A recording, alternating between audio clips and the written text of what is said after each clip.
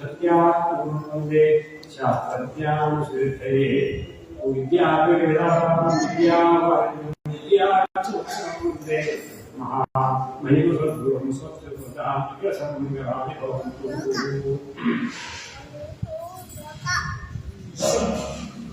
ಶಾಸ್ತ್ರದಲ್ಲಿ ಪ್ರತಿಪಾದನವಾಗಿರುವಂತಹ ಸುಲಭ ಮತ್ತು ಮುಖ್ಯ ಪ್ರಾಯಶ್ಚಿತ್ತ ಅಂತ ಹೇಳಿದ್ರೆ ಮಾನವ ತಾನು ಸದ್ಭಕ್ತರ ಸಂಘವನ್ನ ಮಾಡಬೇಕು, ಸಜ್ಜನರ ಸಂಘದಲ್ಲಿ ತನ್ನನ್ನು ತಾನು ತಪ್ಪಿಸಿಕೊಳ್ಳಬೇಕು. ಆ ಸತ್ಸಂಗದಿಂದಲೇ ಅವನಿಗೆ ವಿಶೇಷ ಲಾಭ, ಪುರುಷಾರ್ಥ ಲಾಭ ಆಗತ್ತೆ ಎನ್ನುವುದು ಮುಖ್ಯವಾದಂತಹ ವಿಚಾರವಾಗಿದೆ. ಆದ್ದರಿಂದ ಸತ್ಪುರುಷರ ಸಂಘದಲ್ಲಿದ್ದವರು ಮುಕ್ತರಾಗ್ತಾರೆ. ಅದಕ್ಕಾಗಿ ಅಂಥವರ ಒಂದು ಸಂಘ, ಅವರ ಸೇವೆ ಮಹತ್ ಸೇವಾ ಮಾನವ ವಿಮುಕ್ತೇ ತಮೋದ್ವಾರ ವಿಷದಾಂ ಸಂಘ ಇತ್ಯಾದಿಯಾಗಿ ಸಾಧದಂತೆ ಮಹಾತ್ಮರ ಸೇವೆ ಭಾಗವತದ ವಿಶಿಷ್ಟವಾಗಿರತಕ್ಕಂತಹ ಒಂದು ಧರ್ಮ ಸತ್ಸಂಗ ಸೇವೆ ನೃಣಾಮ ಅಂತ ಬರುತ್ತದೆ. ಮಾನವನ ಇಡೀ ಜೀವನದಲ್ಲಿ ತಾನು ಸಂಘ, ಸಜ್ಜನರ ಸಂಘದಲ್ಲಿ ತಾನು ವಾಸ ಮಾಡದೆ ಹೋದರೆ ಹುಟ್ಟಿದ್ದು ವ್ಯರ್ಥ ಅಂತ ಭಾಗವತಕಾರ ಹೇಳ್ತಾನೆ. ಹೀಗಿರುವುದರಿಂದ ಇಷ್ಟು ಸಜ್ಜನರ ಸಂಘವನ್ನ ತಾನು ಮಾಡುತ್ತಾ ಶ್ರದ್ಧೆ ಮತ್ತು ಭಕ್ತಿಯಿಂದ ಪರಮಾತ್ಮನ ನಾಮೋಚ್ಚಾರಣೆಯಿಂದ ಮಾಡಬೇಕು.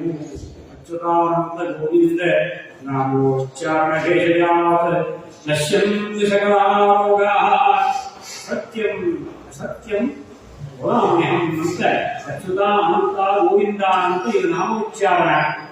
ಭಕ್ತಿಯಿಂದ ನಾಮ ಸಂಕೀರ್ತನವನ್ನ ಮಾಡಿದರೆ ಅವನ ಎಲ್ಲ ರೋಗ, ಅಂದ್ರೆ ಈ ಸಂಸಾರ ರೋಗ ಭಕ್ತಿ ಹೋಗ್ಬಿಡ್ತದೆ. ಸಂಸಾರ ಭಯಭೀತಾನ ದೊಡ್ಡ ರೋಗ ಇದೆ. ಎಲ್ಲಕ್ಕಿಂತಲೂ ರೋಗ ಯಾವ ರೋಗ? ಇದೇ ಸಂಸಾರದ ಒಂದು ರೋಗ. ನಮಗೆ ಯಾವ ಕಾಯಿಲೆ ಇಲ್ಲ ಅಂತ ಇದು ಕಟ್ಟಿ ಆಗುವುದೇ ಇಲ್ಲ. ಸಂಸಾರವಂತ ದೊಡ್ಡ ರೋಗ. ಅಂತೆಯೇ ಆ ರೋಗ ಪರಿಹಾರಕ್ಕಾಗಿ ದಿವ್ಯ ಔಷಧಿ ಅಂದ್ರೆ ನಾಮ ಸಂಕೀರ್ತನ. ಇದು ಕೊಳ್ಳಿ ಭವರೋಗಕ್ಕೆ ಔಷಧಿಯನ್ನು ಅಂತ ದಾಸರು ಹೇಳ್ತಾರೆ. ಇದು ಕೊಳ್ಳಿ, ಇದೇ ಇನ್ಯಾವುದೂ ಇಲ್ಲ ಔಷಧಿ. ಎಲ್ಲಾ ಕಾಯಿಲೆಗೂ ಔಷಧಿ ಇದೆ ಹೊರತು ವಾಸಿ ಆಗಲಿಕ್ಕೆ.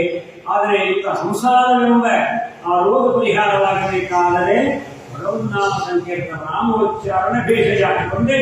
ಧನ್ವಂತರಿ ಧನ್ವಂತರಿ ಧನ್ವಂತರಿ ಎಂದು ಪ್ರಣವಪೂರ್ವಕವಾಗಿ ಅದನ್ನು ಜಪಿಸಿದರೆ ಮಾತ್ರ ರೋಗ ವಾಸಿಯಾಗಕ್ಕೆ ಎಂಬುದಾಗಿ ಹೇಳ್ತಾರೆ. ಯಾರು ತಮ್ಮ ಜೀವನದಲ್ಲಿ ಒಮ್ಮೆಯಾದರೂ ಅಂತ ಪರಮಾತ್ಮನ ಆ ಶರಣ ಕಮಲದಲ್ಲಿ ತಮ್ಮ ಮನಸ್ಸನ್ನ ಅಲ್ಲಿ ವಿಶೇಷವಾಗಿ ನೆಲೆಗೊಳಿಸ್ತಾರೋ, ಮನಸ್ಸನ್ನು ಕೊಡುತ್ತಾರೋ ಮತ್ತು ಆತನ ಗುಣಾನುವಾದದಲ್ಲಿಯೇ ಪ್ರೀತಿಯನ್ನು ಮಾಡ್ತಾರೋ ಅಂಥವರು ಎಲ್ಲ ಪಾಪಗಳಿಗೂ ಪ್ರಾಯಶ್ಚಿತ್ತ ಮಾಡಿಕೊಂಡಂತೆ ಅರ್ಥ.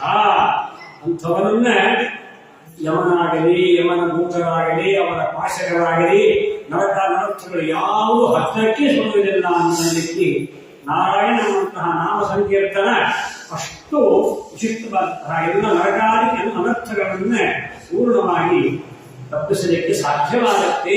ಅಲ್ಲಿ ಇತಿಹಾಸವನ್ನು ಹೇಳ್ತೇನೆ. ಶುಕಾಚಾರ್ಯರು ಪರೀಕ್ಷಿತ್ ಮಹಾರಾಜನಿಗೆ ನಡೆದ ಘಟನೆ ಇತಿಹಾಸ ಏನು, ಇತಿಹಾಸ ಇದ್ದದ್ದು ಇದ್ದ ಹಾಗೆ ಹೇಳುವಂಥದ್ದು. ಇದು ದೊಡ್ಡ ಕಥೆ. ಇತಿಹಾಸ ಪುರಾಣಾಭ್ಯಾಮ ಇತಿಹಾಸ ಅದೆಲ್ಲ ಸುಮ್ಮನೆ ಕಟ್ಟುಕಥೆ ಎಲ್ಲಪ್ಪ.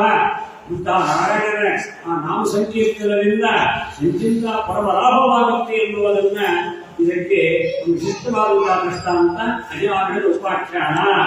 ಅಜಾಮಿಳ ಉಪಾಖ್ಯಾನ ಎಲ್ಲರಿಗೂ ಬಹಳ ಪ್ರೀತಿ.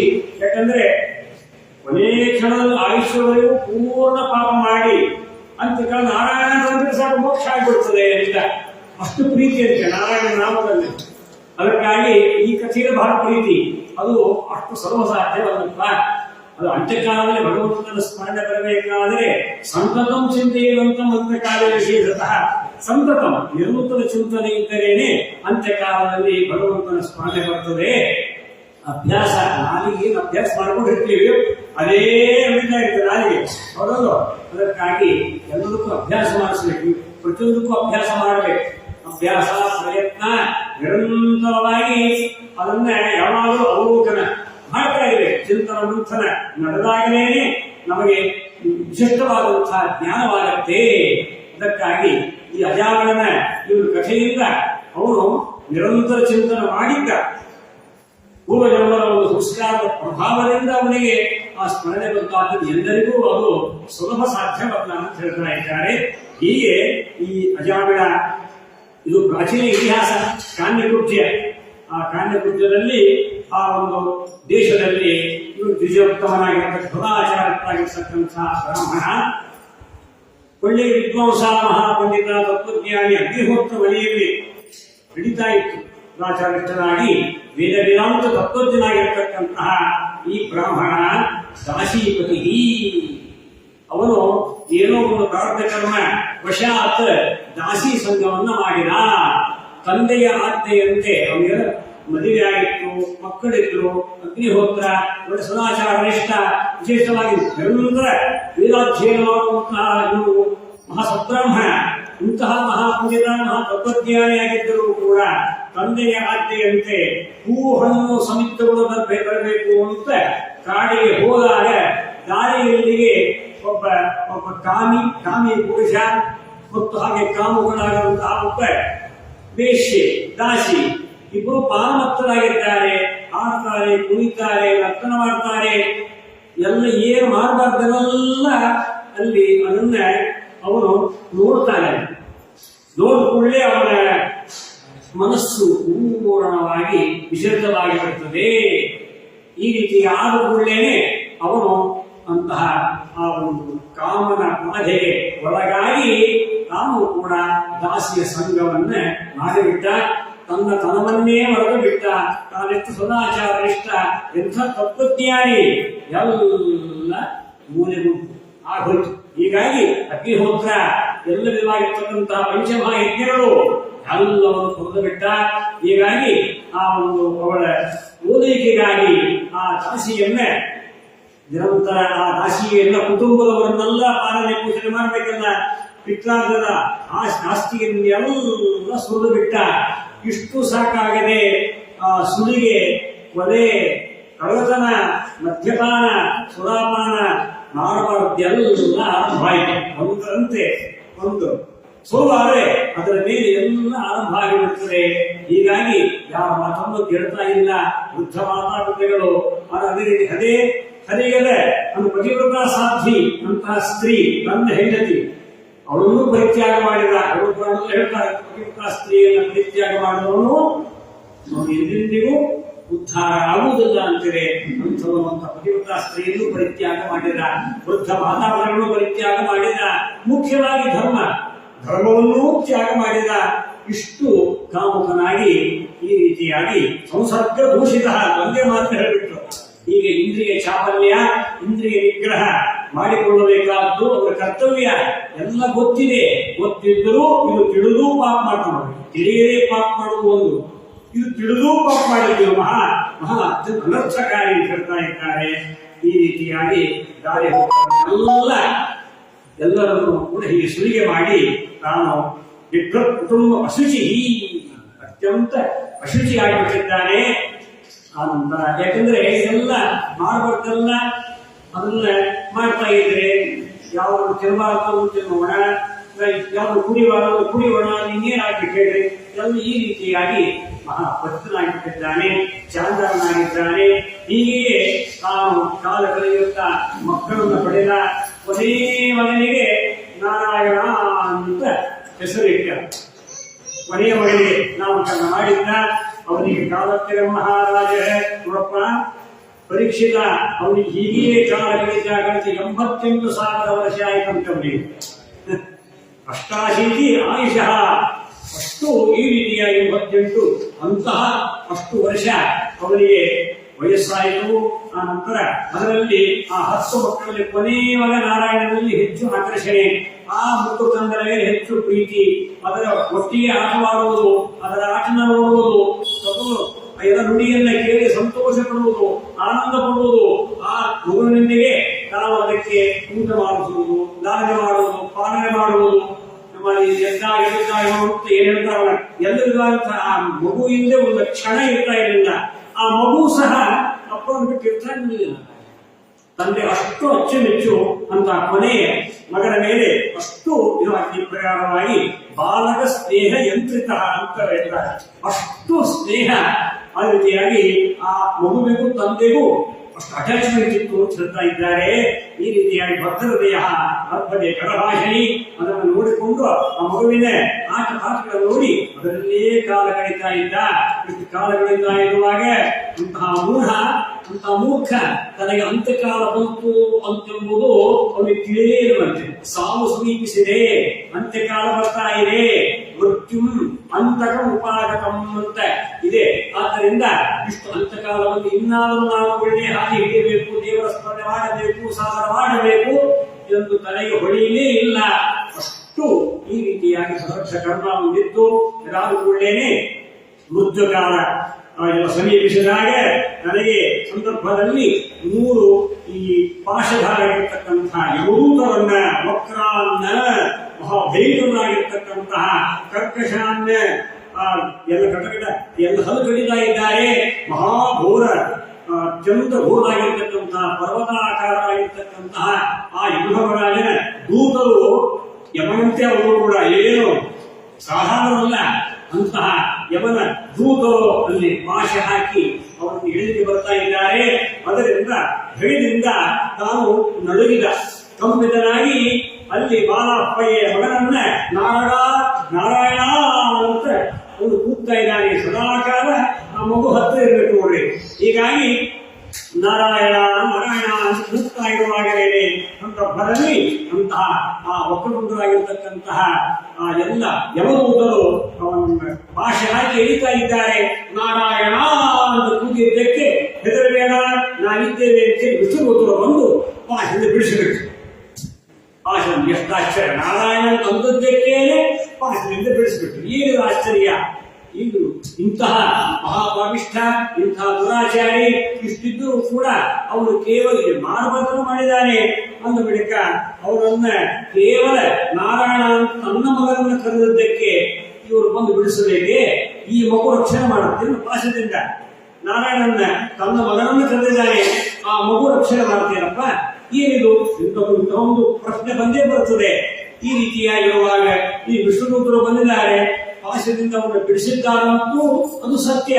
ಇದು ಹೇಗೆ ಸಾಧ್ಯ ಅಂತ ಹೇಳಿದ್ರೆ, ಅವನು ಯದ್ಯಪಿ ಮಹಾಪಾಪ ಮಾಡಿದ್ದಾನೆ, ಮಾನವತೆಲ್ಲ ಮಾಡಿದ್ದಾನೆ, ಮಹಾನಾಸ್ತಿಕ ಅಧರ್ಮಿ ಇಷ್ಟಿದ್ದರೂ ಸಹ ಕೊನೆಗೆ ನಾರಾಯಣ ಅಂತ ಅವನೇನು ಜೋರಾಗಿ ದೂರೇ ಕ್ರೀಡಕಾಸಕ್ತಂ ಪುತ್ರಂ ನಾರಾಯಣ ದೂರದಲ್ಲಿ ಆಟವಾಡುತ್ತಿರುವಂತಹ ತನ್ನ ಮಗನನ್ನ ನಾರಾಯಣ ಅಂತ ಕೂಗಿದಾಗ ಸಂದರ್ಭದಲ್ಲಿ ಅವನಿಗೆ ಪೂರ್ವ ಜನ್ಮದ ಒಂದು ವಿಚಿತ್ರವಾದ ಸಂಸ್ಕಾರದ ಬಲದಿಂದ ಆ ಮೂಲ ನಾರಾಯಣನ ಭಗವಂತನ ಸ್ಮೃತಿ ಉಂಟಾಯಿತಂತೆ.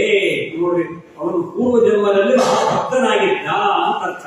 ಪೂರ್ವ ಜನ್ಮದಲ್ಲಿ ಮಹಾಭಕ್ತನಾಗಿದ್ದ, ಅದಕ್ಕಾಗಿ ಅವನು ಆ ಪೂರ್ವ ಜನ್ಮದ ಒಂದು ಸಂಸ್ಕಾರದ ಪ್ರಭಾವದಿಂದ ನಾರಾಯಣ ಅಂತ ಕೊನೆಯ ಮಗನಿಗೆ ಹೆಸರಿಟ್ಟದ್ದಕ್ಕೂ ಸಾರ್ಥಕವಾಯಿತು. ಅದಕ್ಕಾಗಿ ಮಕ್ಕಳಿಗೆ ದೇವರ ಹೆಸರಿಡಬೇಕು. ಇದಕ್ಕಾಗಿಯೇ ಏನಕ್ಕೇನ ಪ್ರಕಾರ ಪರಮ ಲಾಭ ಆಗತ್ತೆ ಅಂತ, ಪರಮ ಲಾಭ ಆಗುತ್ತೆ ನೋಡ್ರಿ.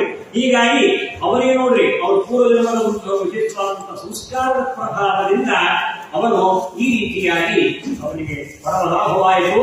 ಅದಕ್ಕೆ ನಾನಾ ರೀತಿಯಾಗಿ ಅವನು ಸತ್ಕರ್ಮಗಳನ್ನು ಮಾಡಿದ್ದ, ನಿರಂತರ ದೇವತಾರ್ಚನೆ ಮಾಡಿದ್ದ. ಹೇಗೆ ಗಜಯೋನಿ ಇದ್ರೂ ಕೂಡ ಗಜೇಂದ್ರನಿಗೆ ಪೂರ್ವಜನ್ಮೇತಿ ಅನುಸ್ಮೃತಿ ಅಂತ ಅವನು ಆ ಆನೆ ಜನ್ಮ ಅಜ್ಞಾನ ಯೋನಿಯರು, ಅಜ್ಞಾನ ಯೋನಿಯಲ್ಲಿಯೂ ಕೂಡ ಆನೆಯಾಗಿದ್ದಾಗಲೂ ಅವನಿಗೆ ಸ್ಮರಣೆ ಬರ್ತಲ್ಲ. ಅದು ಏನಂದ್ರೆ ಭಾಗವತ ಹೇಳುತ್ತೆ, ಪ್ರಾಗ್ಜನ್ಮನಿ ಅನುಶಿಕ್ಷಿತ ಅಂತ. ಪೂರ್ವಜನ್ಮದ ಸುಕೃತ ವಿಶೇಷ. ಅಂತಹ ಪೂರ್ವಜನ್ಮದಲ್ಲಿ ಮಾಡಿದಂತಹ ಪುಣ್ಯ ಪ್ರಭಾವದಿಂದ ಈ ಜನ್ಮದಲ್ಲಿಯೂ ಕೂಡ ಅವನಿಗೆ ಆ ಒಂದು ಸ್ಮೃತಿ ಬಂತು. ಅಂದ್ರೆ ಪುಣ್ಯ ಹೆಚ್ಚಾಗಿತ್ತಂತೆ. ಆ ಪುಣ್ಯವನ್ನ ಹ್ರಾಸ ಮಾಡಬೇಕಾಗಿ ಪರಮಾತ್ಮನ ಸಂಕಲ್ಪ ಇದೆ. ಅವನು ತನ್ನ ಯೋಗ್ಯತೆಗೆ ಮೀರಿ ಪುಣ್ಯವನ್ನು ಸಾಧನೆ ಮಾಡಿದ್ದಂತೆ. ಪೂರ್ವ ಜನ್ಮದಲ್ಲಿ ಯೋಗ್ಯತೆ ಮೀರಿ ಸಾಧನೆ ಮಾಡಿದ್ದ. ಅದಕ್ಕಾಗಿ ಯೋಗ್ಯತೆ ಮೀರಿ ಯಾರು ಪುಣ್ಯ ಸಂಪಾದನೆ ಮಾಡಿದ್ರು ದೇವರು ಅವರಿಂದ ಈ ಒಂದು ಪಾಪ ಕಾರ್ಯವನ್ನು ಮಾಡಿಸ್ತಾನೆ. ಗೋವು, ನಗ, ಚಾಪ ಎಲ್ಲ ದೊಡ್ಡ ದೊಡ್ಡ ಇಷ್ಟೇ ಇದೆ. ಭಕ್ತರು ಅವರು ಏನು ಪಾಪ ಮಾಡಿದ್ರು ಕೂಡ ಅದನ್ನ ಪಾಪದ ಮೂಲಕವಾಗಿ ಗೌತಮರು ಇಂದ್ರದೇವರು ಶಾಪ ಕೊಟ್ಟರು, ಅವರು ಪುಣ್ಯ ಹ್ರಾಸ ಅಲ್ಲೇ ಆಯ್ತು. ಭುವನೇಶ್ವರ ಕಾಲದಲ್ಲಿ ಒಂದು ಹೋದ್ರು, ಅಲ್ಲಿ ಪುಣ್ಯ ಹ್ರಾಸ ಆಗೋಯ್ತು. ಇವೆಲ್ಲ ಅನೇಕ ಅರ್ಜುನ ಅವನ ಕಣ್ಣೇನು ಅವನು ಹೀಗೆ ಪುಣ್ಯ ಅಧಿಕ ಪುಣ್ಯ. ಆ ಪುಣ್ಯ ಅದನ್ನ ದೇವರು ಸರ್ವತಾ ಸಹಿಸುವುದಂತೆ. ಏಹಮಾನ ಬಿಟ್ಟ ಅಂತ ಬಿಡುವಿದೆ ದೇವರಿಗೆ.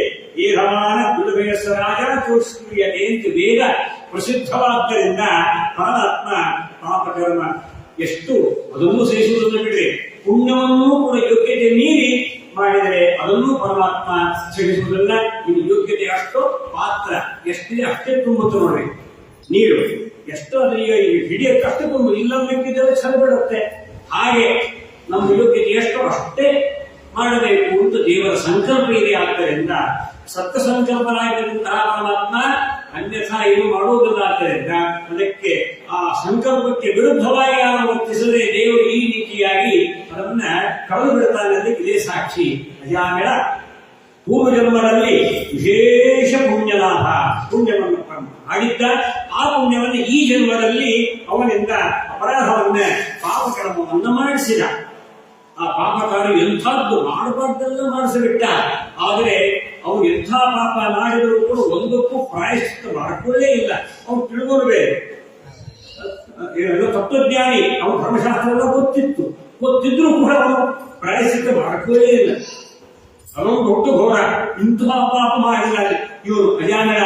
ಅದಕ್ಕಾಗಿ ಎಲ್ಲಾ ಕಾರಣಕ್ಕಾಗಿ ಅವನಿಗೆ ವಿಶಿಷ್ಟವಾಗಿರತಕ್ಕಂತಹ ಒಂದು ಸ್ಮರಣೆ ಬರಲಿಕ್ಕೆ ಏನು ಕಾರಣ ಅಂತ ಹೇಳಿದ್ರೆ ಪೂರ್ವ ಜನ್ಮದ ಪುಣ್ಯ ಪ್ರಭಾವ. ಇದು ಈ ಪುರಾಣದ ಬರಲ್ಲ, ನಾರದ ಪುರಾಣದಲ್ಲಿ ಇದೆ.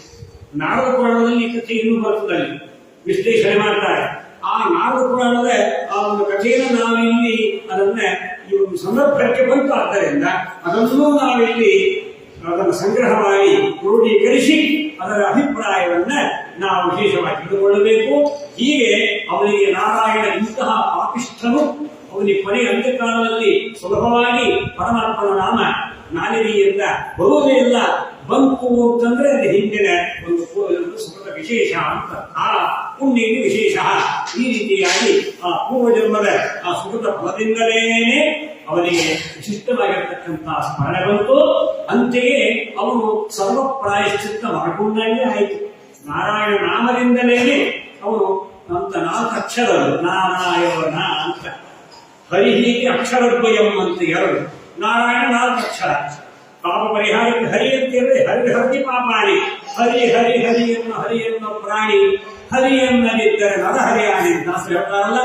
ಹರಿನಾಮ ಹರಿ ಹರಿ ಹರಿ ಭಕ್ತಿಯನ್ನು ಸ್ಮರಣೆ ಮಾಡ್ತಾರೆ, ಪಾಪವನ್ನು ಹರ ಮಾಡುವುದಂತೆ ಪರಮಾತ್ಮ. ಹರತೀತಿ ಹರತಿ, ಅವರು ಪಾಪಾನ್ ಕಳಿಸಲಿಕ್ಕೆ ಕೃಷ್ಣ ಅಂತ. ಕೃಷ್ಣ ಕೃಷ್ಣ ಕೃಷ್ಣ ಅಂದ್ರೇನು? ಪಾಪಗಳನ್ನೆಲ್ಲ ಆಕರ್ಷಣೆ ಮಾಡ್ತಾನಂತೆ. ಅದಕ್ಕಾಗಿ ಪ್ರಸಿದ್ಧ ಚೋರ ಕಠಿಣ ಪೃಥಿವ್ಯಾನ್ ಅನೇಕ ಜನ್ಮಾಂತದ ಪಾಪ ಸಂಚಯಂ ಹರತಿ ಅಶೇಷ ಅಂತ ಹೇಳ್ತಾರೆ. ಪುಲಿಸರು ನಾರಾಯಣನೆಂಬಂತಹ ನಾಮ, ಆ ನಾರಾಯಣನೆಂಬಂತಹ ಮಹಾಚೋರ ಅವರು ಪರಮಾತ್ಮ ಅವರ ಧ್ಯಾನ, ಅವರು ಚೋರ. ಈ ಪ್ರಕಾರವಾಗಿ ನವನೀತ ಚೋರ, ನವನೀತ ನಟ, ಹಾಲು ಕದ್ದ ಬೆಣ್ಣೆಗದ್ದು, ಹಾಲು ಬೆಣ್ಣೆ ಮೊಸರು ಇಷ್ಟೇ ಕದ್ದ. ಎಲ್ಲಾದ್ರೂ ಚಿನ್ನ ಕದ್ದ, ಬೆಳ್ಳಿ ಕದ್ದ, ವಜ್ರ ವೈಡೂರ್ಯ ಮುತ್ತು ರತ್ನ ಕದ್ದು ಎಲ್ಲಾದ್ರೂ ಉಂಟೆ? ಏನಿಲ್ಲ. ಅದಕ್ಕದು ಮಹಿಮೆ ಅಂತೆ. ಇಂತಿಪ್ಪ ಮಹಿಮೆಗಳನ್ನು ಒಂದರಾದರೂ ಒಮ್ಮೆ ಸಂತದಲ್ಲಿ ನೆನೆವನ ಸಲಹುವ ಶ್ರೀ ಪುರಂದರ ವಿಠಲ ಶ್ರೀಕೃಷ್ಣ ಇಬ್ರು ಹೇಳ್ತಾರೆ. ಎಂಥ ನೋಡಿ. ಹೀಗೆ ಅಂತಹ ಪರಮಾತ್ಮ ಗೋಪಿನಿಂದ ಮಗ ಜಾರ ಕಠೋರ ಸುಕುಮಾರ ದೇವರು ಕೊಂಡಾಡಬೇಕಂತ. ಅವರು ಸ್ತೋತ್ರವಾಗಿ ಹೊತ್ತು ನಿಂದೆ ಆಗುವುದಿಲ್ಲ. ನಿಂದೆ ಆಗುವುದಿಲ್ಲ, ಸ್ತೋತ್ರ ಅಂತೆ. ಯಾಕೆ? ಇವರು ಪ್ರಸಿದ್ಧ ಚೋರ. ಅವರು ಅದು ಇದು ಕದ್ರೆ ನಮ್ಮ ನಾರಾಯಣ ಅಂತ ಪರಮಾತ್ಮ ಅನೇಕ ಜನ್ಮಾಂತದ ಪಾಪ ಸಂಗ್ರಹ, ಸಂಚಯ ಅಂದ್ರೆ ಸಂಗ್ರಹ. ಎಷ್ಟೆಷ್ಟು ಪಾಪಗಳನ್ನ ಮಾಡಿರ್ತೀವೆಯೋ ಆ ಎಲ್ಲಾ ಪಾಪ ಅನೇಕ ಜನ್ಮಾಂತರವಾಗಿರ್ತಕ್ಕಂತಹ ಪಾಪಗಳನ್ನ ಕಳೆದಿರ್ತಾರಂತೆ. ಅದನ್ನ ಪರಮಾತ್ಮ ಕರೀತಾನೆ ನೋಡಿ. ಈ ಪ್ರಕಾರವಾಗಿ ಇದು ಪರಮಾತ್ಮನಲ್ಲಿ ಇರುವಂತಹ ವಿಶೇಷ ಕಾರುಣ್ಯ ಅಂತ ಹೇಳ್ತಾ ಇದ್ದಾರೆ. ಕಾರುಣ್ಯ ವಿಶೇಷದಿಂದ ಅವನು ಅಂತಹ ಪರಮಾತ್ಮ ಜನ್ಮಾಂತರವಾಗಿರ್ತಕ್ಕಂತಹ ಪಾಪಗಳನ್ನು ಪರಿಹಾರ ಮಾಡ್ತಾನೆ. ಇಷ್ಟು ಜ್ಞಾನ ಅವನಿಗೆ ಬಂತು ಅಂತ ಅರ್ಥ. ಈ ರೀತಿಯಾಗಿ ಆ ಪರಮಾತ್ಮನ ನಾಮದಲ್ಲಿಯೇ ಇಷ್ಟು ಅಡಕವಾಗಿದೆ ಅಂದ ಬಳಿಕ ಎಲ್ಲಾ ನಾಮಗಳು ಪರಮಾತ್ಮನ ಎಲ್ಲ ನಾಮೋಚ್ಚಾರಣೆ ಮಾಡಿದ ಮಾತ್ರಕ್ಕೆ ಎಲ್ಲ ಪಾಪಗಳು ತಾನಾಗಿಯೇ ಪರಿಹಾರವಾಗಿ ಬಿಡುತ್ತದೆ. ಅದಕ್ಕಾಗಿ ಅಂತಹ ರೂಪಗಳು ಬೇರೆ ಅಲ್ಲ, ನಾಮ ಬೇರೆ ಅಲ್ಲ, ಕ್ರಿಯೆ ಬೇರೆ ಅಲ್ಲ, ಗುಣಗಳು ಬೇರೆ ಅಲ್ಲ. ಪರಮಾತ್ಮ ಎಲ್ಲ ರೂಪಗಳು ಯೋ ದೇವಾನಾಂ ನಾಮದ ಏಕೈವ ಸಂತಂ ಕೃಷ್ಣಂ ಭಗೋನಾಯಂತ್ಯ. ಪರಮಾತ್ಮ ನಾಮ ರೂಪ ಕ್ರಿಯೆ ಗುಣ ಯಾವಲ್ಲೂ ಭೇದ ಇಲ್ಲ. ಭೇದ ಸರ್ವರೂಪೇಶು ಜೀವಭೇದ ಸದೈವ ಹೀ ಸರ್ವರೂಪೇಶು ಅಭೇದವಾನ್. ಎಲ್ಲ ರೂಪಗಳಲ್ಲಿಯೂ ಪರಮಾತ್ಮನಲ್ಲಿ ಭೇದ ಚಿಂತನ ಮಾಡತಕ್ಕದ್ದಲ್ಲ, ಮಾಡಬಾರದು ಎಂಬುದಾಗಿದೆ. ಆದ್ದರಿಂದ ಇಷ್ಟೆಲ್ಲ ಚಿಂತನ ಅಜಾಮಿಳನಿಗೆ ಇತ್ತು, ಬಂತು. ಯಾವ ತಕ್ಷಣ ಪೂರ್ವ ಜನ್ಮದ ಸಂಸ್ಕಾರದ ಪ್ರಭಾವದಿಂದ ಪೂರ್ವ ಪುಣ್ಯ ವಿಶೇಷದಿಂದ ಭಗವಂತ ಅವನು ಒದಗಿಸಿಕೊಡ್ತಾನೆ. ಎದುರಿಚ್ಛಯ ಅಂತ ನೋಡ್ರಿ, ದೈವಾಲಬ್ಧೇನ ದೈವ ಯೋಗಾತ್ ಜನಕ ಮಹಾರಾಜನಿಗೆ ದುಃಖವಾಯಿತು. ಹಾಗೆಯೇ ಕದಾಚಿತ್ ದೈವ ಯೋಗೇನ ಸದಾ ಆನಂದ ಪೂರ್ವಿಕ ಅಂತ ನೋಡ್ರಿ. ಅಲ್ಲಿ ದುಃಖ ತಂದು ಕೊಟ್ಟ ಜನಕ ಮಹಾರಾಜನಿಗೆ ದುಃಖವೇ ಬೇಡ, ಸುಖವೇ ಆಗಬೇಕು ಜನಕ ಬಯಸಿದ. ಆದ್ರೆ ಇದು ಅಜ್ಞಾನಿಗಳು ಮಾತನಾಡ್ತಾರೆ ಈ ರೀತಿಯಾಗಿ, ಸುಖಾನೇ ಆಗಬೇಕು ದುಃಖ ಆಗಲೇಬಾರದು ಅಂತ. ನೀವು ತತ್ವಜ್ಞಾನಿ, ನೀ ಹೀಗೆಲ್ಲ ಬಯಸುವುದು ತಪ್ಪು ಅಂತ ಹೇಳಿ ದುಃಖವನ್ನು ತಂದು ಕೊಟ್ಟ. ಸುಖವೇ ಸದಾಮೇಶ ದುಃಖಂ ಮಯಾಪಿ ಭವತು. ಸುಖಾ ಜನಾ ಸುಖಮಿಚ್ಛಂತಿ ಮೇಚ್ಛಂತ ಸುಖ ಸಾರಣಂ ಅಂತ. ಸುಖ ಎಲ್ಲರಿರ್ಬೇಕು, ದುಃಖ ಯಾಕೆ ಕೇಳ್ತಾರೆ? ದುಃಖ ಯಾರಿಗೂ ಬೇಡ, ಸುಖ ಮಾತ್ರ ಎಲ್ಲರೂ ಅಪೇಕ್ಷೆ ಪಡ್ತಾರೆ. ಬುದ್ಧಿ ಮಾತ್ರ ಕೇಳುತ್ತಂತೆ. ವಿಪದ ಸಂತು ನಶ್ಯತೆ, ನನಗೆ ಕಷ್ಟ ಕೊಡಪ್ಪ ದೇವರೇ, ಸಂಕಟ ಬಂದಾಗಲೇ ವಿಕಟರಮಣ, ಕಷ್ಟಪಟ್ಟ ಇನ್ನು ಸ್ಮರಣೆ ಬರುತ್ತೆ, ಇಲ್ಲವಾದರೆ ಇನ್ನ ಸ್ಮರಣೆ ಬರುವುದಿಲ್ಲ. ಅದನ್ನು ನಾವು ಹೇಳುವಾಗ ನಮ್ಮ ಪ್ರಾಣೇಶದಾಸರ ಆ ಒಂದು ಮಾತನ್ನು ಕೇಳಬೇಕಾದರೆ, ಬೇಡುವರು ಸುಖವಾ ಬೇಡರು ಕಷ್ಟವಾ ಮಾಡ್ಯಾರೋ ಅದರು ಪಾಯನ ಜನ. ಬೇಡುವರು ಸುಖವಾ ಬೇಡರು ಕಷ್ಟವಾ. ಸುಖ ಬೇಡ್ತಾರೆ, ಕಷ್ಟ ಮಾತ್ರ ಸರ್ವಥಾ ಕೊಡಬೇಡ ಅಂತಾರೆ. ಅಂತ ಜನಕ ಮಹಾರಾಜ ಅವನು ಸುಖವನ್ನೇ ಬಯಸಿದ, ಕಷ್ಟವನ್ನ ಸರ್ವಥಾ ಆಗಬಾರದು ತಂದ, ದುಃಖವನ್ನು ತಂದು ಕೊಟ್ಟಿದರು. ಕೊನೆಗೆ ಆ ದುಃಖ ತಂದುಕೊಟ್ಟ ತಕ್ಷಣವೇ ದುಃಖ ಪರಿಹಾರವೂ ಮಾಡಿದ ಭಗವಂತ. ಅದು ಶತಾನಂದರಬಹುದು, ದುಃಖ ಕೊಟ್ಟದ್ದು ಒಂದು, ಆದ್ರೆ ಶತಾನಂದರು ಅಂದ್ರೆ ಶತ, ಅದಕ್ಕೆ ವಿಶೇಷವಾಗಿ ನಾನಿಷ್ಟ ಅಂದ್ರೆ ಅಷ್ಟಿಷ್ಟಲ್ಲ, ಅಮಿತ ಆನಂದವನ್ನ ಮೋಕ್ಷಾನಂದವನ್ನೇ ಕರುಣಿಸುವಂತಹ ವಿಶಿಷ್ಟವಾಗಿರ್ತಕ್ಕಂಥ ತನ್ನ ಕಥಾಮತವನ್ನ ಅವರಿಗೆ ಉಳಿಸಲಿಕ್ಕಾಗಿ ಜನಕ ಮಹಾರಾಜನಿಗೆ ಆ ಮೂಲಕವಾಗಿ ಮೋಕ್ಷಾದಿ ಪುರುಷಾರ್ಥವನ್ನು ಕೊಡಲಿಕ್ಕಾಗಿಯೇ ಶತಾನಂದವನ್ನು ಕೊಟ್ಟು ಕಳಿಸಿದ. ಹೇಗೋ ಹಾಗೆ ದೇವರು ನಿಗ್ರಹ ಅನುಗ್ರಹ ಮಾಡಲಿಕ್ಕೆ ಅವನೇ ಸಮರ್ಥ. ಅವನಲ್ಲಿಯೇ ಈ ವಿಚಿತ್ರವಾದ ಶಕ್ತಿ ಇದೆ. ಹಾಗೆ ಅಜಾಮಿಳನು ಕೂಡ ಅವನು ಕೇವಲ ಪುತ್ರೋಪಚಾರಿಕ ಮಗನನ್ನ ಕರೆದದ್ದಕ್ಕೆ, ನಾರಾಯಣ ಕರೆದದ್ದಕ್ಕೆ ಅಷ್ಟಕ್ಕೆ ಅಲ್ಲಪ್ಪ, ಆ ನಾರಾಯಣ ಅಂದುಕೊಂಡೇ ಅವರಿಗೆ ಆ ಪೂರ್ವ ಜನ್ಮದ ಸಂಸ್ಕಾರವಂತೂ ಆಗಿಂದಾಗಲೇ ತಾನು ಪಶ್ಚಾತ್ತಾಪ ಪಟ್ಟ, ನಾನು ಇಂಥ ತಪ್ಪು ಮಾಡಿದೆ ಅಂತ. ಈ ರೀತಿಯಾಗಿ ಪಶ್ಚಾತ್ತಾಪೇನ ಶುಚ್ಛತಿ ಅಂತಿದೆ. ಪಶ್ಚಾತ್ತಾಪ ಆಗ್ಬೇಕು, ನಾನು ಹೇಗೆ ಮಾಡಬಾರ್ದಾಗಿತ್ತು, ನಾವು ತಪ್ಪು ಮಾಡಿದೆ, ನನ್ನಿಂದ ತಪ್ಪಾಯಿತು ಎಂಬುದಾಗಿ ಅಪರಾಧ ಸಹಸ್ರಾಣಿ ಗಿರಿಯಂತೆ ಅಹರ್ನಿಶಮ್ಯ ತಾನೇ ಸರ್ವಾಣಿಗೆ ದೇವ ಕ್ಷಮಸ್ವ ಪುರುಷೋತ್ತಮ ಅಂತ ಭಕ್ತಿ ಅನನ್ಯವಾಗಿ ಕೇಳ್ತಾರೆ ಭಕ್ತರು. ಹಾಗೆ ಕೇಳಬೇಕಂತ. ಪಾಪೋಹಂ ಪಾಪಕರ್ಮಾಹಂ ಪಾಪಾತ್ಮ ಪಾಪಸಂಭವ ಬ್ರಹ್ಮದೇವ ಕೇಳ್ತಾರೆ. ಬ್ರಹ್ಮದೇವ ಸ್ತೋತ್ರ ಮಾಡಿದ್ದು ವಿದ್ಯಾತ್ಮನಾಗಮನಲ್ಲಿ ಜಗಂತಿಯ ಸ್ತೋತ್ರ ಬರುವಂತಹ ಬ್ರಹ್ಮದೇವರು ಮಾಡ್ತಾರೆ ಸ್ತೋತ್ರ ಆಗಿದೆ. ಅವರಿಂದ ಪಾಪ ಮಾಡಿದಾರಪ್ಪ. ಪಾಪೋಹಂ ಪಾಪಕರ್ಮಾಹಂ ಪಾಪಾತ್ಮ ಪಾಪಸಂಭವ. ಅಯ್ಯೋ, ಅವರಲ್ಲಿ ನಾನು ಪಾಪ ಸಂಭವ ನಾನು ಪಾಪದಿಂದ ಹುಟ್ಟಿದವರು ಅಂತ ಹೇಳ್ತಾರೆ. ಅಂದ್ರೆ ಪರಮಾತ್ಮ ಪಾಪಿ ಏನು ಇಲ್ಲ. ಪಾತೀತಿ ಅಪಹ, ಅಪಹ ಪಾಪ, ಪಾತಿ ಅಪಹ ಅಂದ್ರೆ ನೀರು, ನೀರಿನಿಂದ ನಮ್ಮನ್ನ ಕಾಪಾಡ್ತಾನೆ. ಅವರೊಂದು ನೀರಿನಿಂದ ನಮ್ಮನ್ನು ಕಾಪಾಡ್ತಾನೆ. ಆದ್ದರಿಂದ ನೀರಿನಿಂದ ಅವರು ಬಂದುದು ಕಮಲ, ಕಮಲದಿಂದ ಅವರನ್ನ ಸೃಷ್ಟಿ ಮಾಡಿದ ಆಯ್ತಲ್ಲ ಪಾಪ. ಅನೇಕ ಅರ್ಥ ಹೇಳಿದ್ದಾರೆ ಪಾಪ ಸಂಭವ ಪಾಪಾತ್ಮ. ಹೀಗೆ ಎಲ್ಲರಲ್ಲಿಯೂ ಪರಮಾತ್ಮ ಅಂತರ್ಯಾಮಿ ಅಂದ್ರೆ ಪುಣ್ಯಶೀಲರ ಎಲ್ಲರಲ್ಲಿಯೂ ಪಾಪಿಷ್ಟರಲ್ಲಿಯೂ ಸತ್ಯಗಳಲ್ಲಿಯೂ ಇದ್ದಾನೆ, ರಾಜರಲ್ಲೂ ಇದ್ದಾನೆ, ತಾಮಸರಲ್ಲೂ ಇದ್ದಾನೆ. ಇದ್ದು ದೇವರು ತಾನು ಅವರವರ ಯೋಗ್ಯತಾ ಕರ್ಮಾನುಸಾರವಾಗಿ ಕರ್ಮವನ್ನು ಮಾಡಿಸ್ತಾನೆ ಪರಮಾತ್ಮ.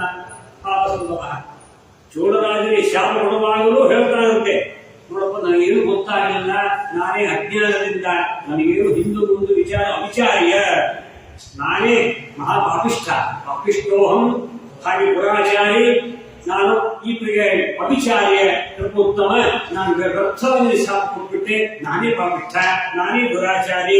ದೇವರು ತಾನೇ ಹೇಳ್ಬೋದಾಗುತ್ತೆ, ಬ್ರಿಟಿಷ್ ಮಕ್ಕಳು ಬರ್ತದೆ, ಕಲ್ಯಾಣ ಬರ್ತದೆ. ಅಂದ್ರೆ ಪಾಪಿಷ್ಠ ಅಂದ್ರೆ ಯಾರು? ಪರಮಾತ್ಮ ಪಾಪಿಷ್ಠ ಏನು? ಪಾಪಿಷು ತಿಷ್ಠತೀತಿ ಪಾಪಿಷ್ಠ, ಪಾಪಿಗಳು ದೇವರಿದ್ದ ಅಂತಾನೆ. ಈಗ ಅವರಿಂದ ಪಾಪಕರ್ಮ ಮಾಡಿಸ್ಬೇಕಲ್ಲ, ಪಾಪಿಗಳಿದ್ದು ಪಾಪಕರ್ಮ ಮಾಡಿದ್ರೆ ಪರಮಾತ್ಮ. ಅಂದ್ರೆ ಎಲ್ಲಾ ಶಬ್ದಗಳನ್ನ ದೇವರಲ್ಲಿ ದುಃಖಿ, ಬದ್ಧ, ಅಪರಾಧಿ ಶಬ್ದಗಳು ತರದೇರತ್ವ ಅರ್ಥವಾದ ಸೂತ್ರದಲ್ಲಿ ಹೇಳ್ತಾರೆ. ಪರಮಾತ್ಮ ದುಃಖಿ, ಬದ್ಧ, ಬದ್ಧನೂ ಆಗಿದ್ದಾನೆ, ಅವರೂ ಆಗಿದ್ದಾನೆ. ಅಂದ್ರೆ ಬದ್ಧರಾದವರಲ್ಲಿಯೂ ಪರಮಾತ್ಮನಿದ್ದಾನೆ, ದುಃಖಿತರಾದವರಲ್ಲಿಯೂ ದೇವರಿದ್ದಾನೆ, ಅವರಾದವರಲ್ಲಿಯೂ ದೇವರಿದ್ದಾನೆ ಅಂತ ಹೀಗೆ ಚಿಂತನೆ ಮಾಡಬೇಕು. ಹೊರತು ಅವರು ದುಃಖಿ, ಹೆಂಡತಿಗಾಗಿ ಅಲ್ಲಾಗ ರಾಮನಾಗಿ ನಮ್ಮಂತೆ ಅವರು ನಮ್ಮನ್ನ ಹೋಲಿಕೆ ಮಾಡಿಕೊಡ್ತಾರೆ. ರಾಮಾಯಣ ಎಲ್ಲ ರಾಮಾಯಣಕಾರೆಲ್ಲ ಬಂದಿದೆ, ಗೀತೆಗೂ ಅನೇಕ ವ್ಯಾಖ್ಯಾನ ಬಂದಿದೆ, ರಾಮಾಯಣಕ್ಕೂ ಅನೇಕ ವ್ಯಾಖ್ಯಾನ ಬಂದಿದೆ. ತಮ್ಮಂತೆ ಅವರು ರಾಮನನ್ನು ಹೋಲಿಸಿಕೊಂಡ್ಬಿಟ್ಟಿದ್ದಾರೆ. ಹೌದು, ಹಾಗಲ್ಲ. ಅಂದ್ರೆ ಎಲ್ಲ ವಿಧವಾಗಿರ್ತಕ್ಕ ಆದಾನಾದಿಕರ್ತ ಪರಮಾತ್ಮ ಎಲ್ಲರಲ್ಲೂ ಇದ್ದಾನೆ. ಎಲ್ಲ ದುರಾಚಾರ ಮಾಡುವುದರಲ್ಲಿ ನೋಡಿ, ಅಜಾಮಿನಲ್ಲಿ ಎಲ್ಲ ದುರಾಚಾರಿ, ಅವರಲ್ಲಿ ಇದ್ದರೂ ಅಜಾಮಿನಲ್ಲಿ ಇರುವ ದುರಾಚಾರಿ, ಅವನಲ್ಲೂ ದೇವರಿದ್ದ ಆ ರೂಪದಿಂದ. ಪ್ರಹ್ಲಾದಸ್ಯ ದೈತ್ಯಾನ, ಪ್ರಹ್ಲಾದನಾಮಕನಾಗಿ ಪರಮಾತ್ಮನಿದ್ದಾನೆ. ತತ್ವಾಕಾರ, ತದ್ವಾಚ್ಯ, ತನ್ನಾಮಕ, ತನ್ನಿಯಾಮಕ ರೂಪ. ಧ್ರುವನಲ್ಲಿ ಧ್ರುವನಂತರ್ಯಾಮಿಯಾಗಿ ಪರಮಾತ್ಮ ಧ್ರುವನಾಮಕನಿದ್ದಾನಂತೆ. ಗಜೇಂದ್ರನಲ್ಲಿಯೂ ಗಜೇಂದ್ರ ನಾಮಕನಾಗಿ ಪರಮಾತ್ಮ ಇದ್ದಾನೆ ಅಂತ ಅರ್ಥ. ಸುನಾಮನಲ್ಲಿಯೂ ಸುನಾಮ ನಾಮಕನಾಗಿ ಪರಮಾತ್ಮ ಇದ್ದಾನೆ. ಪ್ರಹ್ಲಾದನಲ್ಲಿಯೂ ಅದು ಪ್ರಾಣವೇ ಇದೆ, ಪ್ರಮಾಣ ಪಂಡಿತ. ಪ್ರಹ್ಲಾದಸ್ಥ ದೈತ್ಯಾನ ವಿಭೂತ ರೂಪ, ಪ್ರಹ್ಲಾದ ನಾಮಕನಾಗಿ ಪ್ರಹ್ಲಾದನಿದ್ದಾನೆ. ಹೀಗೆ ಅಜಾನಳ ಗಜಾಧಿಪ ಧ್ರುವ ಗಜಾಸ್ತ್ರೀಯ ಪಾಲಿತ ಅಹಂ ತುಮ ಪಟೋನೇಕ ಪಂಚಾಧಿಪಂ ಸ್ತೋತ್ರ ಮಾಡ್ತಾರೆ. ನೀನು ಅಜಾಮಿಳರ ಕಾಪಾಡಿದೆ, ಗಜೇಂದ್ರನ ಕಾಪಾಡಿದೆ, ದ್ರೌಪದಿಯ ಸಂರಕ್ಷಣೆ ಮಾಡಿದೆ, ಮಾನ ಸಂರಕ್ಷಣೆ ಮಾಡಿದೆ, ಸುಧಾಮನಿಗೆ ಅಂಬರೀಷನಿಗೆ ಬರೆದೆ, ಎಲ್ಲರೂ ನಾನೇ, ನನ್ನೂ ಕಾಪಾಡು, ಉದ್ಧಾರ ಮಾಡು, ನಾನು ನಿಮಗೆ ಸಂಬಂಧ ಇಲ್ಲೇನೋ ಅಂತ ಇದರಲ್ಲಿ ಇಷ್ಟು ಸ್ತುತಿ ಇರುತ್ತೆ. ಸುಂದರ ಸ್ತೋತ್ರ ಮಾಡ್ತಾರೆ. ನಜಾನೇ ಶ್ರೀಯಾನೇ ಕೆಂಪಿಸವನೇ ನಾಪಿನವನೇ ಹೃದಸ್ನಾನೇ ದಾನೇ, ಅದ್ಭುತವಾಗಿದೆ ಆ ವಿಷ್ಣು ಸ್ತುತಿ. ಹೀಗೆ ಮುರಾರಾತಿ ವಿಷ್ಣು, ಅದ್ಭುತವಾದಂತಹ ರಚನೆ ವಿಷ್ಣು ಸ್ತುತಿ ಇದೆ, ಅಲ್ಲಿ ಸ್ತೋತ್ರ ಮಾಡ್ತಾರೆ. ಹಾಗೆ ಈ ರೀತಿಯಾಗಿ ಈ ಅಜಾಮಿಳ ನಾರಾಯಣ ಅಂತ ಪುತ್ರೋಪಚಾರಿತ ಮಗನ ಆ ಒಂದು ಕರೆಯುವ ನೆಪದಲ್ಲಿಯೇ ನಾರಾಯಣ ಅಂತ ಕರೆದ ಕೂಗಿದ್ದಕ್ಕೆ ನಾರಾಯಣ ಬಂದ. ದೂರೇ ಪರಮಾತ್ಮ ದೂರದಲ್ಲೂ ಇದ್ದಾನೆ, ತದ್ದೂರೇ ತದ್ವಂತಿಗೆ. ಅದಕ್ಕೆ ತದು ಸರ್ವಸ್ಯ ರಾಶ್ಯಸ್ಯ, ಬ್ರಹ್ಮಾಂಡದ ಆಚೆಗೂ ದೇವರಿದ್ದಾನೆ, ಬ್ರಹ್ಮಾಂಡದ ಹೊರಗೂ ಇದ್ದಾನೆ, ಹೊರಗೂ ಇದ್ದಾನೆ. ಹೆಚ್ಚ ಕಿಂಚ ಜಗತ್ ಸರ್ವಂ ವ್ಯಾಪ್ಯ ನಾರಾಯಣ ಸ್ಥಿತ ಅಂತರ್ಗತ ಸರ್ವಂ. ಹೊರಗೂ ಇದ್ದಾನೆ, ಹೊರಗೂ ಇದ್ದಾನೆ. ದೂರೇ ಕ್ರೀಡಕಾರಕಂ ಪುತ್ರಂ ನಾರಾಯಣಾಪ್ರಯಂ, ಇದೇ ವಾಕ್ಯ ಇದೆ. ಈ ರೀತಿಯ ದೂರದಲ್ಲಿ ಆಟವಾಡುತ್ತಿರುವ ಭರ್ಗ, ಭರಣಗಮನಕರ್ತ, ಕ್ರೀಡಾಶೀಲ, ಜಗತ್ತಿನೊಂದಿಗೆ ಆಟವಾಡುವ ಆ ಪರಬ್ರಹ್ಮ ಪರಮಾತ್ಮ ಅಂತ ಚಿಂತನೆ ಆಗಿರುತ್ತವರಿಗೆ. ಆಗಿದ್ದಾಗಲೇ ಬಾಲ ಕ್ರೀಡನ ಕೈ ಯದ್ವತ ಕ್ರೀಡಗೆ ಅಸ್ಮಾಭಿ ಅಚ್ಯುತಃ ಪ್ರಮಾಣ. ದೇವಶೇಷ ಸ್ವಭಾವೋಯಂ ಆಪ್ತ ಕಾಮಸ್ಯ ಕಾಸ್ಮಃ. ಪರಮಾತ್ಮನ ಸ್ವಭಾವವಂತೆ ಸೃಷ್ಟಿ ಮಾಡುವುದು ದೇವರ ಸ್ವಭಾವ, ರಕ್ಷಣೆ ಮಾಡುವುದು ಪರಮಾತ್ಮನ ಸ್ವಭಾವ, ಲಯ ಸಂಹಾರ ಮಾಡುವುದು ಅವನ ಸ್ವಭಾವ. ಇದು ಪರಮಾತ್ಮ ಪೂರ್ಣಕಾಮ, ಆಪ್ತಕಾಮನಾಗಿದ್ದಾನೆ. ಅವನು ಮಕ್ಕಳಾಗಿದೆಯಂತೆ ಮರದಲ್ಲಿ ಮನೆ ಕಟ್ಟಿ ಆಟವಾಡಿ ಮಕ್ಕಳನ್ನ ಕಾಲಿನಿಂದ ಒದ್ದು ಕೆಳಗೆ ಹೋಗುವಂತೆ ಜಗತ್ತನ್ನು ಸೃಷ್ಟಿ ಮಾಡಿ ಜಗತ್ತನ್ನು ಆಟ ಮಾಡಿ ನಾನು ಕೊನೆಗೆ ಕೆಳಗೆ ಹೋಗ್ತಾನೆ. ಬೊಂಬೆಯಾಟವಯ್ಯ ಬ್ರಹ್ಮಾಂಡವೇ ಆ ದೇವನಾಡುವ ಬೊಂಬೆಯಾಟವಯ್ಯ. ಬೊಂಬೆ ಆಟ ಸೂತ್ರದ ಗೊಂಬೆಯ ಮಾಡಿದ ಸೂತ್ರದಂತೆ ಕುಡಿ ಹಾಡಿದ ಅಂತ ಹೇಳ್ತಾರೆ. ಹೀಗೆ ಎಲ್ಲ ಕಪಟನಾಮಕ ಸೂತ್ರಧಾರಿ ಪರಮಾತ್ಮ ಅಂದೋಳಿಕ ಅವನಿಂದ ಎಲ್ಲವೂ ಅಚಿಂತ್ಯವಾದಂತಹದ್ದು. ಇದು ಅಡಳಿದ ಘಟನ. ಆ ಸಾಮರ್ಥ್ಯ ದೇವರಲ್ಲಿ ಇದೆ. ಯಾವ ಉದ್ಧಾರ ಮಾಡಬೇಕು, ಯಾರನ್ನ ಮೋಕ್ಷಕ್ಕೆ ಅವರನ್ನ ಅವರಿಗೆ ಆ ಒಂದು ಪದವಿಯನ್ನು ಕೊಡಬೇಕು, ಮೋಕ್ಷವನ್ನು ಯಾರಿಗೆ ಕೊಡಬೇಕು ಕೊಡ್ತಾರೆ, ಯಾರು ಅನ್ನಂತಂಶಗಳನ್ನು ಹಾಕ್ತಾರೆ, ಯಾರು ಸ್ವರ್ಗಕ್ಕೊಂದು ಸ್ವರ್ಗಕ್ಕೆ ಹೋಗ್ತಾರೆ. ಇದು ಅವನಲ್ಲಿ ಇದು ಪರಮಾತ್ಮನ ಮಹಿಮೆ. ಇದು ಹೊರತು ನಮ್ಮ ಕೈಯಿಲ್ಲ. ಒಂದು ವೇಳೆ ನಮ್ಮ ಸ್ವರೂಪ ನಮಗೆ ಗೊತ್ತಿದ್ರೆ ನಮ್ಮ ಹುಟ್ಟು ನಾವು ಮತ್ತೆ ಈ ರೀತಿಯಾಗಿ ಮುಂದಿನ ಜನ್ಮ ಏನು ಬರ್ತದೆ, ಹಿಂದೇನಾಗಿದ್ದೆ ಮುಂದೇನಾಗ್ತೇವೆ ನಮಗೆ ಗೊತ್ತಿದ್ರೆ ಈ ಸ್ವಶಾಸ್ತ್ರ ಯಾಕೆ, ಇದು ಸಾಧನ ಯಾಕೆ, ವೃತ್ತಗಳು ಯಾಕೆ, ನಿಯಮಗಳಾಕೆ, ಇದೇನು ಇದೆ ಯಾವುದೇ ಹೌದಲ್ಲ. ಅದು ಗೊತ್ತಿರುವುದಿಲ್ಲ. ಅವನೋಡ ಅಜ್ಞಾನಿ, ಎಂತ ತತ್ವಜ್ಞಾನಿ ಆಗಿದ್ದವನು ಕೂಡ ಈ ತಾನು ಘೋರವಾದ ಪಾಪ ಕರ್ಮದಲ್ಲಿ ಮುಳುಗಿ ಎಲ್ಲ ಮರೆತು ಬಿಟ್ಟ, ತನ್ನ ತನವನ್ನೇ ಮರೆತು ಬಿಟ್ಟ. ಅಷ್ಟು ದುರಾಚಾರಿ ಆಗಿರ್ತದೆ. ಆದ್ರೆ ಎಲ್ಲರೂ ಲೋಕವೆಲ್ಲ ಅವನನ್ನ ನಿಂದ ಮಾಡ್ತಾ ಇದೆ. ಬೇಡವನಾದ ಎಲ್ಲರೂ ಎಂತಿಂತ ಅವನ ಮುಖ ನೋಡಕ್ಕೂ ಯಾರು ಅವ್ರು ಬರ್ತಾ ಇದ್ರೆ ಬಹಳ ಸಮಸ್ಯೆ ಇರುತ್ತೆ. ಮನೆಯಲ್ಲಿ ಇವು ಸಂಸಾರ ಮಾಡ್ತಾ ಇದ್ದವು ಆ ವೇಶ್ಯಾಸ್ತ್ರೀ ಇಟ್ಕೊಂಡು ಏನು ಗತಿ ನೋಡಿ, ಎಂಥ ಪರಿಸ್ಥಿತಿ, ಇಂಥ ಅಜಾನನ ಸ್ಥಿತಿ ಹೀಗಾಯಿತು. ವಿಚಾರ ಮಾಡಿ. ಹೀಗಿರುವುದರಿಂದ ಅಜಾನಳ ತಾನು ಒಂದು ಪೂರ್ವದಲ್ಲಿ ಇಷ್ಟೆಲ್ಲ ಒಂದು ಪುಣ್ಯ ಮಾಡಿದ್ದರಿಂದಲೇ ನಾರಾಯಣ ಅಂತ ಸ್ಮರಣೆ ಮಾಡಿದ್ದಕ್ಕೆ ಅವನಿಗೆ ನಾರಾಯಣನೇ ಅವನು ಸಕಲ ವೇದ ಪ್ರತಿಪಾದ್ಯ. ಆಪೋ ನಾರಾಯಣಕ್ಕೆ ಪ್ರೋಕ್ತ ಆಪೋವೈ ನರಸಿಂಹ ಅಯನಂ ಪ್ರಸದಾಪೂರ್ವಂ ತೇನ ನಾರಾಯಣ ಸ್ಮೃತಃ ನಾರಾಹ ಅಯನಂ ನ ವಿದ್ಯತೆ ಅರಾಹ ಗುಣಃ ನಾರಾಹ ಅಯನಂ ಯಶಃ ಎಲ್ಲ ಹೊಳಿತಂತು ಅವನಿಗೆ. ಆಗಿದ್ದಾಗಲೇ ನಾರಾಯಣನಿಂದ ನಾಮದ ಬೀಜದ ಸಾರಾಂಶವನ್ನು ಬಾಯಿಗೆ ಬರಲಿ ಅಂತ ಹೇಳ್ತಾರಲ್ಲ. ಹೀಗೆ ಇಂತಹ ಆ ನಾರಾಯಣನ ನಾಮವನ್ನ ಅವನು ಸರ್ವತ್ರ ವ್ಯಕ್ತವಾಗಿದ್ದಾನಾದ್ದರಿಂದ ಒಳಗೂ ಇದ್ದಾನೆ ಹೊರಗೂ ಇದ್ದಾನೆ. ಅದಕ್ಕಾಗಿ ದೂರೇ ಕ್ರೀಡಗಾಸಕ್ತಂ ಪುತ್ರಂ ನಾರಾಯಣ ಪುತ್ರ ಪುತ್ರ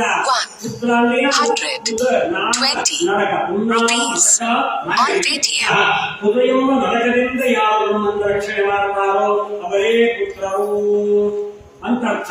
ಹೀಗೆ ಇವನು ನರಕದಿಂದ ನಮ್ಮನ್ನು ಉಪೈತಿ, ನರಕದಿಂದ ನಮ್ಮನ್ನು ಉದ್ಧಾರ ಮಾಡ್ತಾನೆ ಸ್ವಾಮಿ. ಪರಮಾತ್ಮನ ನಾಮವೇ ನರಕದಿಂದ ನಮ್ಮನ್ನು ಪಾರ ಮಾಡುತ್ತೆ.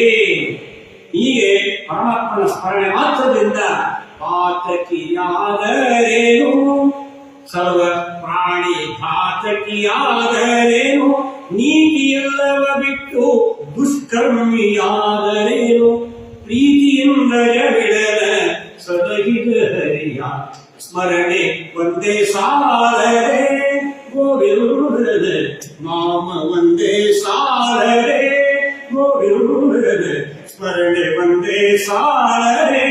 ಪಾತಕಿಯಾದರೇನು, ಘಾತಕಿಯಾದರೇನು, ದುಷ್ಕರ್ಮಿ ಆದರೇನು ಅಂಥವನನ್ನ ಪರಮಾತ್ಮ ಸ್ಮರಣೆ ಮಾತ್ರದಿಂದ ಸ್ಮರಣಾತ್ ಇಂತಹ ಎಲ್ಲ ವಿಧವಾಗಿರ್ತಕ್ಕಂಥ ಸ್ಮೃತಿ ಸ್ಮರಣ ಮಾತ್ರದಿಂದ ಸಂಸಾರವನ್ನೇ ಪಾರ ಮಾಡಿಬಿಡ್ತಾರೆ, ಸಂಸಾರವನ್ನು ದಾಚಿಬಿಡ್ತಾರೆ. ಸಂಸಾರ ಇಲ್ಲದಂತೆ ಸಂಸಾರದೇ ಬಚ್ಚ ಹೋಗಿಬಿಡ್ತದೆ. ಅವ ಸಂಸಾರಕ್ಕೆ ಬರುವುದೇ ಇಲ್ಲ. ನಾಮ ಸಂಕೀರ್ತನಂಗೆ ಸರ್ವ ಪಾಪ ಪ್ರನಾಶನಂ ಪ್ರಣಾಮೋ ದುಃಖ ಶಮನ ತಮ್ಮ ನಮಾಮಿ ಹರಿಂಪರ. ಕೊನೇ ವಾಕ್ಯ ಆಗುತ್ತಿದ್ದು ನಾಮ ಸಂಕೀರ್ತನ ಭಕ್ತಿಯಿಂದ ಯಾರು ಮಾಡ್ತಾರೋ ಅವರಿಗೆ ಎಲ್ಲ ಪಾಪಗಳಿಂದ ಮುಕ್ತಿ. ಪಾಪ ಪರಿಹಾರಕ್ಕೆ ಏಕೈಕ ಉಪಾಯ, ಅಪಾಯ ಕೋಟಿಗೆ ಉಪಾಯ ಶ್ರೀ ಹರಿನಾಥ. ಸುಲಾದಿ ಇದೆ, ಅಪಾಯ ಕೋಟಿಗೆ ಉಪಾಯ ಇದೊಂದೇ ಮಾರ್ಗ ಅಂತ. ಅದಕ್ಕಾಗಿ ಪ್ರತಿಯೊಂದು ಭಕ್ತಿ ಯೋಗ ಇದೆ, ಧ್ಯಾನ ಯೋಗ ಇದೆ, ಧ್ಯಾನ ಯೋಗ ಉಪಾಯ ಅಂತ ಎಲ್ಲ ಭಗವದ್ಗೀತೆ ನಮ್ಮ ಜೀವನದ ಹಾಸಕ್ಕಾಗಿರುವಂತಹದ್ದು. ಜೀವನದ ಒಂದು ಗಾಥೆಯೇ ನಮ್ಮ ಜೀವನವೇ ಭಗವದ್ಗೀತೆ ಆಗಬೇಕು, ಭಗವಂತನ ಮಯ ಆಗಬೇಕು, ತನ್ಮಯವಾಗಬೇಕು. ಅಂದಾಗಲೇನೆ ನಮ್ಮ ಜೀವನ ಸಾರ್ಥಕವಾಗತ್ತೆ ಎಂಬುದಾಗಿದೆ. ಆದ್ದರಿಂದ ಯೋಗೋ ನಾಮ ಉಪಾಯ ಅಂತ ಅರ್ಥ, ಯೋಗ ಶಬ್ದಕ್ಕೆ ಉಪಾಯ ಅಂತ ಅರ್ಥ. ಹೀಗೆ ಉಪಾಯದಿಂದಲೇ ನಾವು ವಿಶಿಷ್ಟವಾಗಿ ಆ ಅಪಾರ ಮಹಿಮನ ಅಂತಹ ಅವರು ಉಪಾಯದಿಂದ ನೆನೆಮನೆಬೇಕು ಎಂದು ಹೇಳಿದರು. ಅಂತಹ ಅಪಾರ ಮಹಿಮನಾಗಿದ್ದಾನೆ.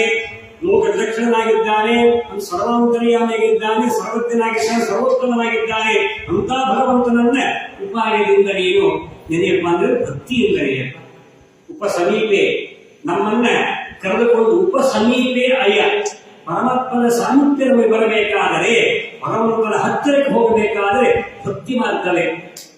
ಪರಮಾತ್ಮ ಭಕ್ತಿವ ತುಷ್ಟಿ ಮಧ್ಯೇತಿ, ನಾನು ರಥಕದಂಚರ ಭಕ್ತಿಯಿಂದಲೇ ಮಾತ್ರ ಪರಮಾತ್ಮ ಅವರಿಗೆ ವಶನಾಗ್ತಾನೆ.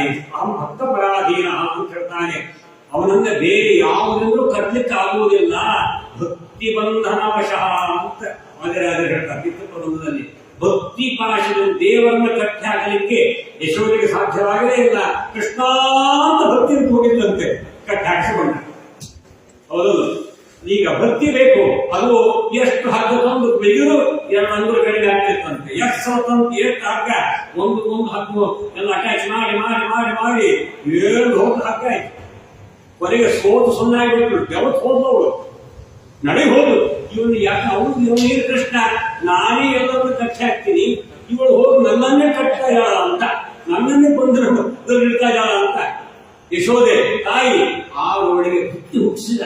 ಭಕ್ತಿಯಿಂದ ಕೃಷ್ಣ ಹೋಗಿದ್ದು ಈ ದಾರಿಗೆ ಕಟ್ಟಿ ಹಾಕ್ಸ್ಬಿಟ್ಟಂತೆ. ಇದು ಭಕ್ತಿ. ಭಕ್ತಿ ಎಂಬ ಪಾಶದಿಂದ ಮಾತ್ರ ದೇವರನ್ನ ಬೇರೆ ಯಾವುದೆಂದರೂ ಒಂದು ಕಟ್ಟಿ ಹಾಕುವುದಿಲ್ಲ. ಉಪಾಯದಿಂದಲೇ ನೆನೆ ಅಂತ ಹೇಳಿದ್ರೆ ಭಕ್ತಿಯಿಂದ ಅವನನ್ನ ಸ್ಮರಣೆ ಮಾಡಿದರೆ ಪರಮಾತ್ಮ ಒಲಿದು ಪ್ರಸನ್ನನಾಗಿ ಅನುಗ್ರಹ ಮಾಡ್ತಾನೆ. ಅಡಿಗಡಿಗ ಆನಂದ ಪುಳಕದಿಂದ ನಡೆ ನುಡಿಗೆ ಶ್ರೀಹರಿ ಅಡಿಗಡಿಗೆ ಆನಂದ ಬಾಷ್ಪ ಪುಳಕಿತನಾಗಿ ನಡೆನುಡಿಗೆ ಹರಿ ಎನ್ನುತ್ತಾ ದೃಢ ಭಕ್ತಿಯಿಂದ ಕೂಡಿ ಹರಿ ಕೀರ್ತನೆ ಪಾಡಿ ಕಡೆಗೆ ಪುರಂದರ ವಿಠಲನೆಂದರೆ ಕೇಳನು ಹರಿ ತಾಳನು ತಾಳ ಮೇಳಗಳಿತ್ತು ಪ್ರೇಮವಿಲ್ಲದ ಗಾನ ಪ್ರೇಮ ಭಕ್ತಿ ಸ್ನೇಹವು ಭಕ್ತಿ ಪ್ರೋಕ್ತ. ಹೀಗೆ ಅಂತಹ ದೃಢವಾದ ಆ ಪ್ರೇಮ ಭಕ್ತಿ ಮುಂದಿನ ನಿರವಧಿ ಅನಂತ ಅನಪತ್ಯ ಕಲ್ಯಾಣ ಗುಣಗಳ ಪ್ರಜ್ಞಾನ ಪೂರ್ವಕ ಸ್ವಾತ್ಮಾತ್ಮೀಯ ಸಮಸ್ತ ವಸ್ತುಭ್ಯ ಅನೇಕ ಗುಣಾಧಿಕ ಅಂತರಾಯ ಸಹಸ್ರನಾಥಿ ಅಪ್ರತಿಬದ್ಧ ನಿರಂತರ ಪ್ರಯತ್ಪ್ರವಾಹ ಭಕ್ತಿ ಅಂತ ಭಕ್ತಿಯ ಸ್ವರೂಪವನ್ನು ಸುಧಾಕಾರರು ವ್ಯಾಖ್ಯಾನ ಮಾಡ್ತಾರೆ. ಪ್ರೇಮೋ ಭಕ್ತಿ. ಆ ಒಂದು ಕಡೆಗೆ ಪುರಂದರ ವಿಠಲನೆಂದರೆ ಕೇಳುವ ಅಂತಹ ಈ ರೀತಿಯಾಗಿ ಆ ಪ್ರೀತಿ ಅಂತಹ ಭಕ್ತಿಯಿಂದ ನಾವು ಗಾನ ಮಾಡಿದರೆ, ಭಕ್ತಿಯಿಂದ ದೇವರ ಸ್ಮರಣೆ ಮಾಡಿದರೆ ಮಾತ್ರ ನಮಗೆ ಬಂಧನದ ಬಿಡುಗಡೆ. ಆದ್ರೆ ಪಾಶದಿಂದ ಅವನನ್ನು ಬಿಡಿಸಿದರು ಯಾರು ಎಷ್ಟು ದೂತರು ಬಿಡಿಸಿದ್ದಕ್ಕೆ ಮುಖ್ಯ ಏನಾಯಿತು, ಅವನಿಗೆ ಭಕ್ತಿ ಪ್ರಬೋಧವಾಯಿತು, ಜ್ಞಾನ ಬಂತವನಿಗೆ ಮತ್ತು ತಪ್ಪದ ಅರಿವು ಆಯಿತು. ನಾನು ತಪ್ಪು ಮಾಡಿದ್ದೇನೆ ಎಂಬ ಅರಿವು ಮೂಡಿತ್ತವನಿಗೆ. ನಾನು ಹೀಗೆ ಮಾಡಬಾರ್ದಾಗಿತ್ತು, ನಾನು ತಪ್ಪು ಮಾಡಿದೆ, ನನಗೆ ಅಪರಾಧಗಳಾಗಿದೆ, ಇಷ್ಟೆಲ್ಲ ಉಂಟು. ಅನಂತ ಅಪರಾಧ ಎನ್ನಲ್ಲಿ ಎದುರಾಗಿ ಭಿನ್ನಕ್ಕೆ ಪಾಯಿಲ್ಲವಯ್ಯ. ಅನಂತ ಅಪರಾಧ ಎನ್ನಲ್ಲಿ ಎದುರಾಗಿ ಭಿನ್ನಕ್ಕೆ ಪಾಯಿಲ್ಲವಯ್ಯ. ಶಿಶುಮೋಹ, ಸತಿಮೋಹ, ಜನ್ಮಿ ಜನಕರ ಮೋಹ ಇದು ಒಂದೇ ಎರಡೇ. ಅನ್ನಮದ, ಅರ್ಥಮದ, ಅಖಿಲ ವೈಭವಮದ, ತನ್ನಿನ್ಯಾವ ಸಮವಿಲ್ಲ ಎನ್ನುವಮದ, ಆಠೋ ಜನವನಾಸ್ತಿ ಕೋನ್ಯೋಸ್ತಿ ನನ್ನ ಸಮಾಜ ಹೇಳಿದ್ದಾರೆ ಸದೃಶೋಮಯ. ಎಲ್ಲರಲ್ಲಿಯೂ ನಾನೇ ಎಂತಹ ಶ್ರೀಮಂತ, ಎಂತಹ ಆಢ್ಯವಂತ, ಧನವಂತ, ಧೈರ್ಯವಂತ, ನನ್ನ ಸಮಾಜ ಯಾರಿದ್ದಾರೆ ಅಂತ ಎದೆತಟ್ಟಿ ಹೇಳ್ತಾರಲ್ಲ ಇಂಥವರು. ಹಾಗೆ ಈ ರೀತಿಯಾಗಿ ಈ ಒಂದು ವಿಚಾರವನ್ನೇ ಪುರಂದರದಾಸರು ಹೇಳ್ತಾರೆ. ನಾನು ಏನು ಅಂತ ಭಿನ್ನವಿಸಲಿ, ಒಂದೇ ಎರಡೇ. ನಾ ಮಾಡಿದ ಪಾಪ ಅನಂತ ಅಪರಾಧ ನನ್ನೊಳಗಿದೆ. ಒಂದೇ ಒಂದೆರಡಾದ್ರೆ ನಾವು ಅರಿಕೆ ಮಾಡ್ಕೊಳ್ಬೋದಪ್ಪ. ಒಂದೆರಡೆ ಅನಂತ ಅಪರಾಧಗಳು ಎಲ್ಲೆಲ್ಲಿದೆ ಅಂದ ಬಳಿಕ ನಾನು ಯಾವ ಬಾಯಿಯಿಂದ ಕ್ಷಮ ಮಾಡಲು ಕೇಳಿಕೊಳ್ಳಿ. ಈ ಒಂದು ಈ ಒಂದು ಇಷ್ಟವಾಗಿರ್ತಕ್ಕಂತಹ ಒಂದು ಭಕ್ತಿ, ಆ ಅರಿವು, ಆ ಒಂದು ದೇವರಲ್ಲಿ ಅರಿಕೆ, ಇಷ್ಟು ವಿಧವಾದ ಆಳವಾದಂತಹ ಆ ವಿಚಾರ ಪದ್ಧತಿ. ಈ ರೀತಿಯಾಗಿ ಅವನು ಪಶ್ಚಾತ್ತಾಪವನ್ನ ಹೊಂದಿದ ಅಜಾಮಿಳ ಪಶ್ಚಾತ್ತಾಪದಿಂದಲೇ ಶುದ್ಧಿಯಾಗತ್ತೆ. ಇನ್ನು ಅನೇಕ ದಾಸಕೃತಿಗಳು ಹೇಳ್ತಾ ಇದ್ರೆ ಒಂದು ವಿಷಯ ಒಂದು ಹೋಗುವುದೇ. ಸೃಷ್ಟಿ ಶರೀರನ್ನ ಉದ್ಧರಿಸಬೇಕೋ ಇಷ್ಟು ಪಾಪಗಳ ಮಾಡಿದ್ದೆ ಸಾಕು. ಸೃಷ್ಟಿ ಶರೀರನ್ನ ಉದ್ಧರಿಸಬೇಕೋ ಇಷ್ಟು ಪಾಪಗಳ ಮಾಡಿದ್ದೆ ಸಾಕು. ಒಡಲ ಕಿಚ್ಚಿಗೆ ಪರರ ಕಡುನೋಯಿಸಿದೆ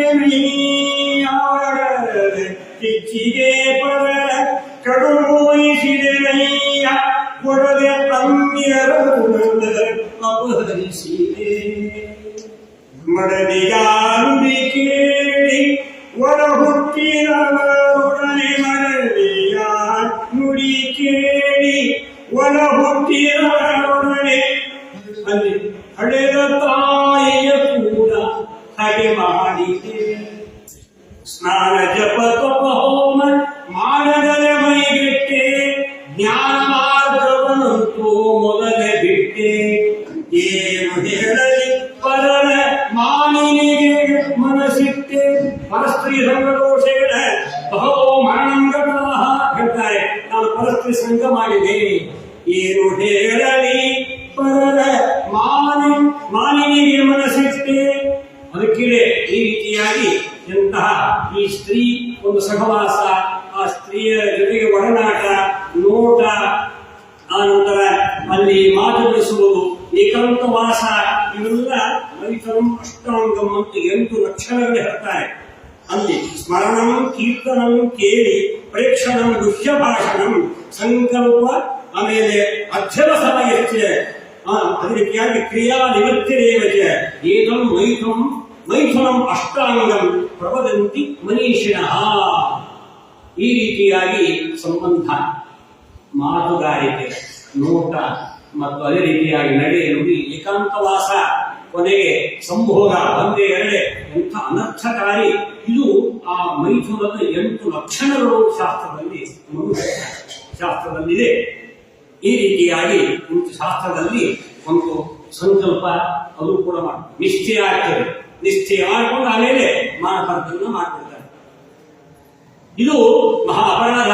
ಅದನ್ನೇ ಇವನು ತಾನು ಎಲ್ಲ ಇದು ಅಜಾಮಿಳಿಗೆ ಸಂಬಂಧಪಟ್ಟಂತೆ ಪದ್ಯ.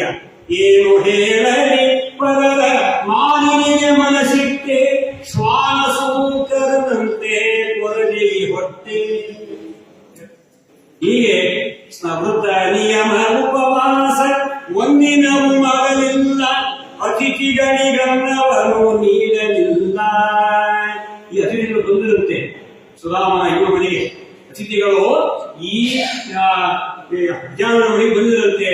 ಬಂದಂತಹ ಅತಿಥಿಗಳಿಗೆ ಅವರು ಪಾಪ ಎಲ್ಲ ಮಾಡಿ ಎಲ್ಲ ಆದ ನಂತರ ಅಜ್ಞಾನ ಮಾತ್ರ ಹೋದರಂತೆ. ಅವರು ಗುರಿ ಕಳಿಸಿಬಿಟ್ಟ. ಆಯ್ತಪ್ಪ, ಎಲ್ಲ ನಿನ್ನ ಹೆಂಡತಿ ನೀನು ಕಟ್ಕೊಂಡಿದೆಯಲ್ಲ, ಅವ್ರನ್ನ ನೀನು ಸಂಸಾರ ಮಾಡ್ತಾ ಇದೆಯಲ್ಲ, ಅವ್ರನ್ನ ಕೊಟ್ಟಿದ್ದಾರೆ. ಆದ್ರೆ ನಮ್ಮನ್ನು ಮಾತು ಕೇಳು, ನಿನ್ನ ಕೊನೆಯ ಮಗನಿಗೆ ನಾರಾಯಣ ಹೆಸರು ಹೇಳಿದ್ರಂತ ಹೇಳಿ ಹರಿಸಿ ಹೋಗಿದ್ರಂತೆ. ಇದೆಲ್ಲ ಇದೆ ಅಂದ್ರೆ ಸಣ್ಣ ಕಥೆ ಇದೆ. ಅಂದ್ರೆ ಇಷ್ಟೆಲ್ಲ ಏನೋ ಒಂದು ಪ್ರೇರಣೆ, ಯಾವುದೋ ಮೂಲಕವಾಗಿ ದೇವರು ಅನುಗ್ರಹ ಮಾಡಬೇಕು, ಯಾವುದೋ ರೀತಿಯ ಅನುಗ್ರಹ ಉದ್ಧಾರ ಮಾಡಲಿಕ್ಕೆ ಅವರು ಪರಮಾತ್ಮ ಬಯಸ್ತಾರೆ ಈ ಮೂಲಕವಾಗಿ ಅಂತ. ಹೀಗೆ ಅತಿಥಿಗಳಿಗನ್ನವನ್ನು ನೀಡಲಿಲ್ಲ, ಶ್ರುತಿಶಾಸ್ತ್ರ ಪುರಾಣ ಕಥೆಗಳನ್ನು ಕೇಳಲಿಲ್ಲ, ವೃಥವಾಗಿ ಬಹುಕಾಲ ಗತವಾಯಿತಲ್ಲ. ಎಲ್ಲ ಬಿಟ್ಬಿಟ್ಟ. ಶುದ್ಧ ವೈಷ್ಣವ ಜನ್ಮದಿ ಉದ್ಭವಿಸಿದೆ ನಾವು ಮಧ್ವಮತ ಸಿದ್ಧಾಂತ ಪದ್ಧತಿಗಳನ್ನು ಬುದ್ಧಿಪೂರ್ವಕ ತಿಳಿದು ಪದ್ಮನಾಭನದಿ ಕರ್ಕೊಂಡು ಕಾಯವನ್ನು ವೃದ್ಧಿ ಮಾಡಿದೆ ನಯ್ಯ. ತಂದೆ ತಾಯಿಗಳ ಸೇವೆ ಒಂದಿನವೂ ಮಾಡಲಿಲ್ಲ. ಬುದ್ಧ ಮಾತಾಡ್ತಿರೋದು ಓದಿದ್ದ, ಹೌದಲ್ಲ? ಅವರೇ ಕೊಟ್ಟು ಅವ್ರ ತಂದೆ ಕಳಿಸಿದ್ರು ಸಮಿತಿ ತಗೊಂಬ ಅಂತ, ಹೂವು ಹಣ್ಣು ತಗೊಂಬ ಅಂತ, ಯಜ್ಞಕ್ಕೆ ಬೇಕಾಗಿತ್ತು. ದರ್ಭೆ ತಗೊಂಬ ಅಂತ ಬೇಕಾಗಿತ್ತು ಯಜ್ಞಕ್ಕೆ.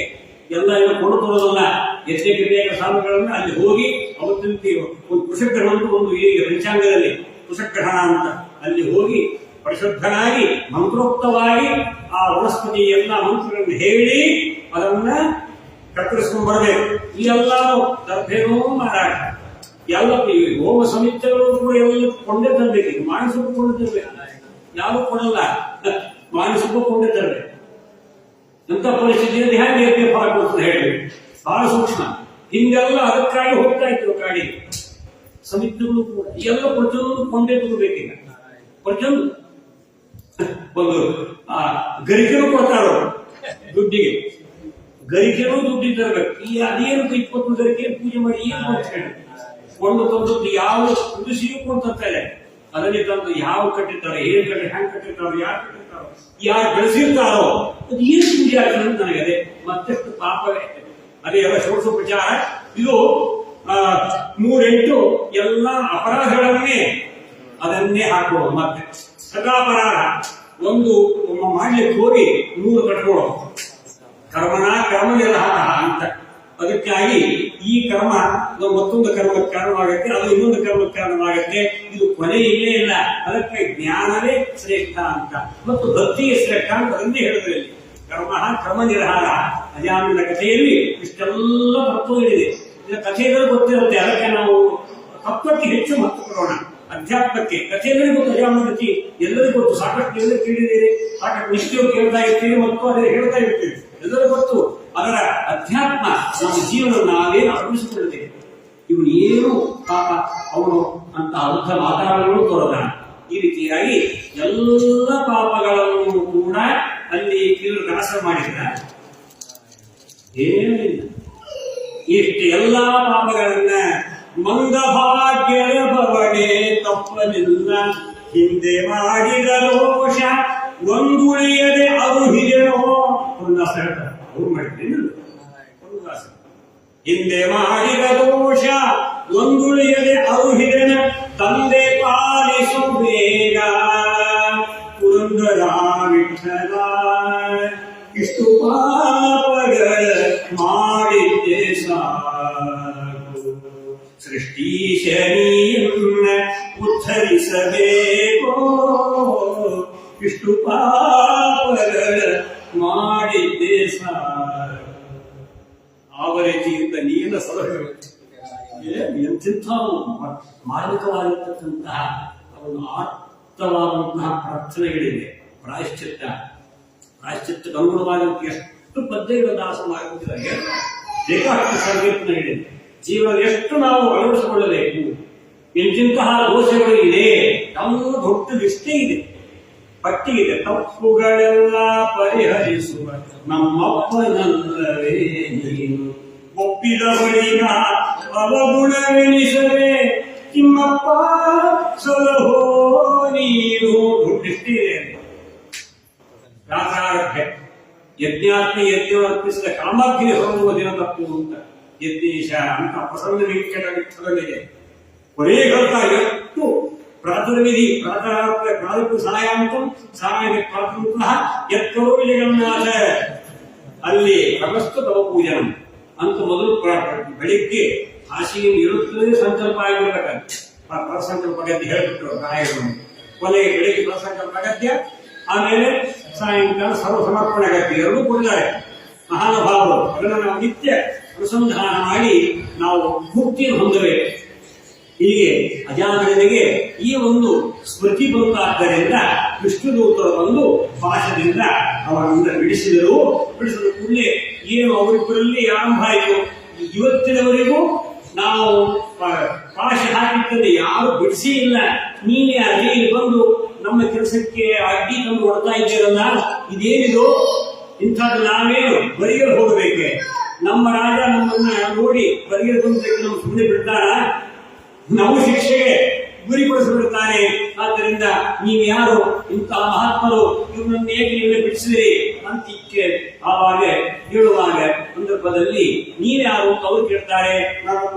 ಯಮನ ದೂತರು, ಯಮನ ನಮ್ಮ ರಾಜ ಎಂತಹ ಆ ಧರ್ಮಮೂರ್ತಿಯಾದಂತಹ ಯಮಧರ್ಮರಾಜನ ಆಜ್ಞಾನುಸಾರಿಗಳಾಗಿ ನಾವಿಲ್ಲಿ ಬಂದು ಇವನು ಮಹಾಪಾಪಿ, ಮಾಡಬಾರ್ದೆಲ್ಲ ಮಾಡಿದ್ದಾರೆ. ಇಂತಹ ಪಾಪಿಷ್ಠನನ್ನ ನಾವು ಪಾಶದಿಂದ ಅವನನ್ನ ಸೆಳೆದುಕೊಂಡು ಹೋಗ್ತೇವೆ. ಹೋಗಿ ಅಲ್ಲಿ ಅವನು ಮಾಡಿದಂತಹ ಪಾಪಕ್ಕೆ ತಕ್ಕ ಶಿಕ್ಷೆ ಎಲ್ಲ ಕೊಟ್ಟು ಅವನನ್ನ ದಂಡದಿಂದ ಶುದ್ಧಿ ಮಾಡಬೇಕು. ಇದು ನಮ್ಮ ಕೆಲಸ. ನಮ್ಮ ಕೆಲಸಕ್ಕೆ ನೀವು ಅಡ್ಡಿ ತಂದು ಕೊಡ್ತಾ ಇದ್ದೀರಲ್ಲ, ಇದೇನಿದು ಅಂತಂದಾಗ, ಹಾಗಾದ್ರೆ ನೀವು ಯಮಧರ್ಮರಾಜನ ದೂತರೇ, ಹಾಗಾದರೆ ಧರ್ಮ ಅಂದ್ರೆ ಏನು, ಅಧರ್ಮ ಅಂದ್ರೆ ಏನು ನೀವೇ ಹೇಳಿ. ಅದು ಶುರುವಾಯಿತು. ವಿಷ್ಣುದೂತರು ಯಮದೂತರ ಸಂವಾದ, ಯುದ್ಧರೂಪ ಯುದ್ಧ, ದೇವಧಾರ ಯುದ್ಧ. ಇದು ನೋಡಿದ್ರೆ ವಿಷ್ಣುದೂತರು ಯಮದೂತರ ಸಂವಾದ ಆಯಿತು. ವೇದ ಪ್ರೇರಿತ ಧರ್ಮ ಅಧರ್ಮ ಸ್ತಬ್ಧ ವಿಪರ್ಯಯ. ವೇದ ವಿಹಿತವಾದದ್ದೇ ಧರ್ಮ. ವೇದದಲ್ಲಿ ವೇದ ಅಪೌರುಷೇಯ, ಹೌದಲ್ಲ? ಅದಕ್ಕಾಗಿ ವೇದದಲ್ಲಿ ಯಾವ ವಿಧಿಸಿಲ್ಲವೋ ಅದೆಲ್ಲ ಅಧರ್ಮ. ಅದಕ್ಕಾಗಿ ವೇದಶಾಸ್ತ್ರ ಪರಂ ನಾಸ್ತಿ ನದೇವಂ ಕೇಶವಾತ್ ಪರಂ. ವೇದೋ ನಾರಾಯಣ ಸಾಕ್ಷಾತ್. ಪರಮಾತ್ಮನೇ ವೇದ ಸ್ವರೂಪನಂತೆ. ಅವನು ಧರ್ಮ ಸ್ವರೂಪಿ. ಧರ್ಮೋ ಧರ್ಮ ವಿರುತ್ತಮ. ಧರ್ಮನಾಮಕ ಪರಮಾತ್ಮ ಅವತಾರ ಇದೆ, ಧರ್ಮರೂಪಿ ಧರ್ಮಾವತಾರವೂ ಇದೆ. ಅಂತಹ ಧರ್ಮರೂಪಿಯಾದ ಪರಮಾತ್ಮ ಅವನು ವೇದ ಸ್ವರೂಪಿ. ವೇದ ನಾರಾಯಣ ಸಾಕ್ಷಾತ್ ರೂಪ ಅಂತಿದೆ. ಪರಮಾತ್ಮ ಹೇಗೆ ಭಾಗವತ ಅದು ಕೃಷ್ಣ ರೂಪವೋ ಹಾಗೆ ವೇದವು ಸಾಕ್ಷಾತ್ ಭಗವಂತನ ರೂಪ.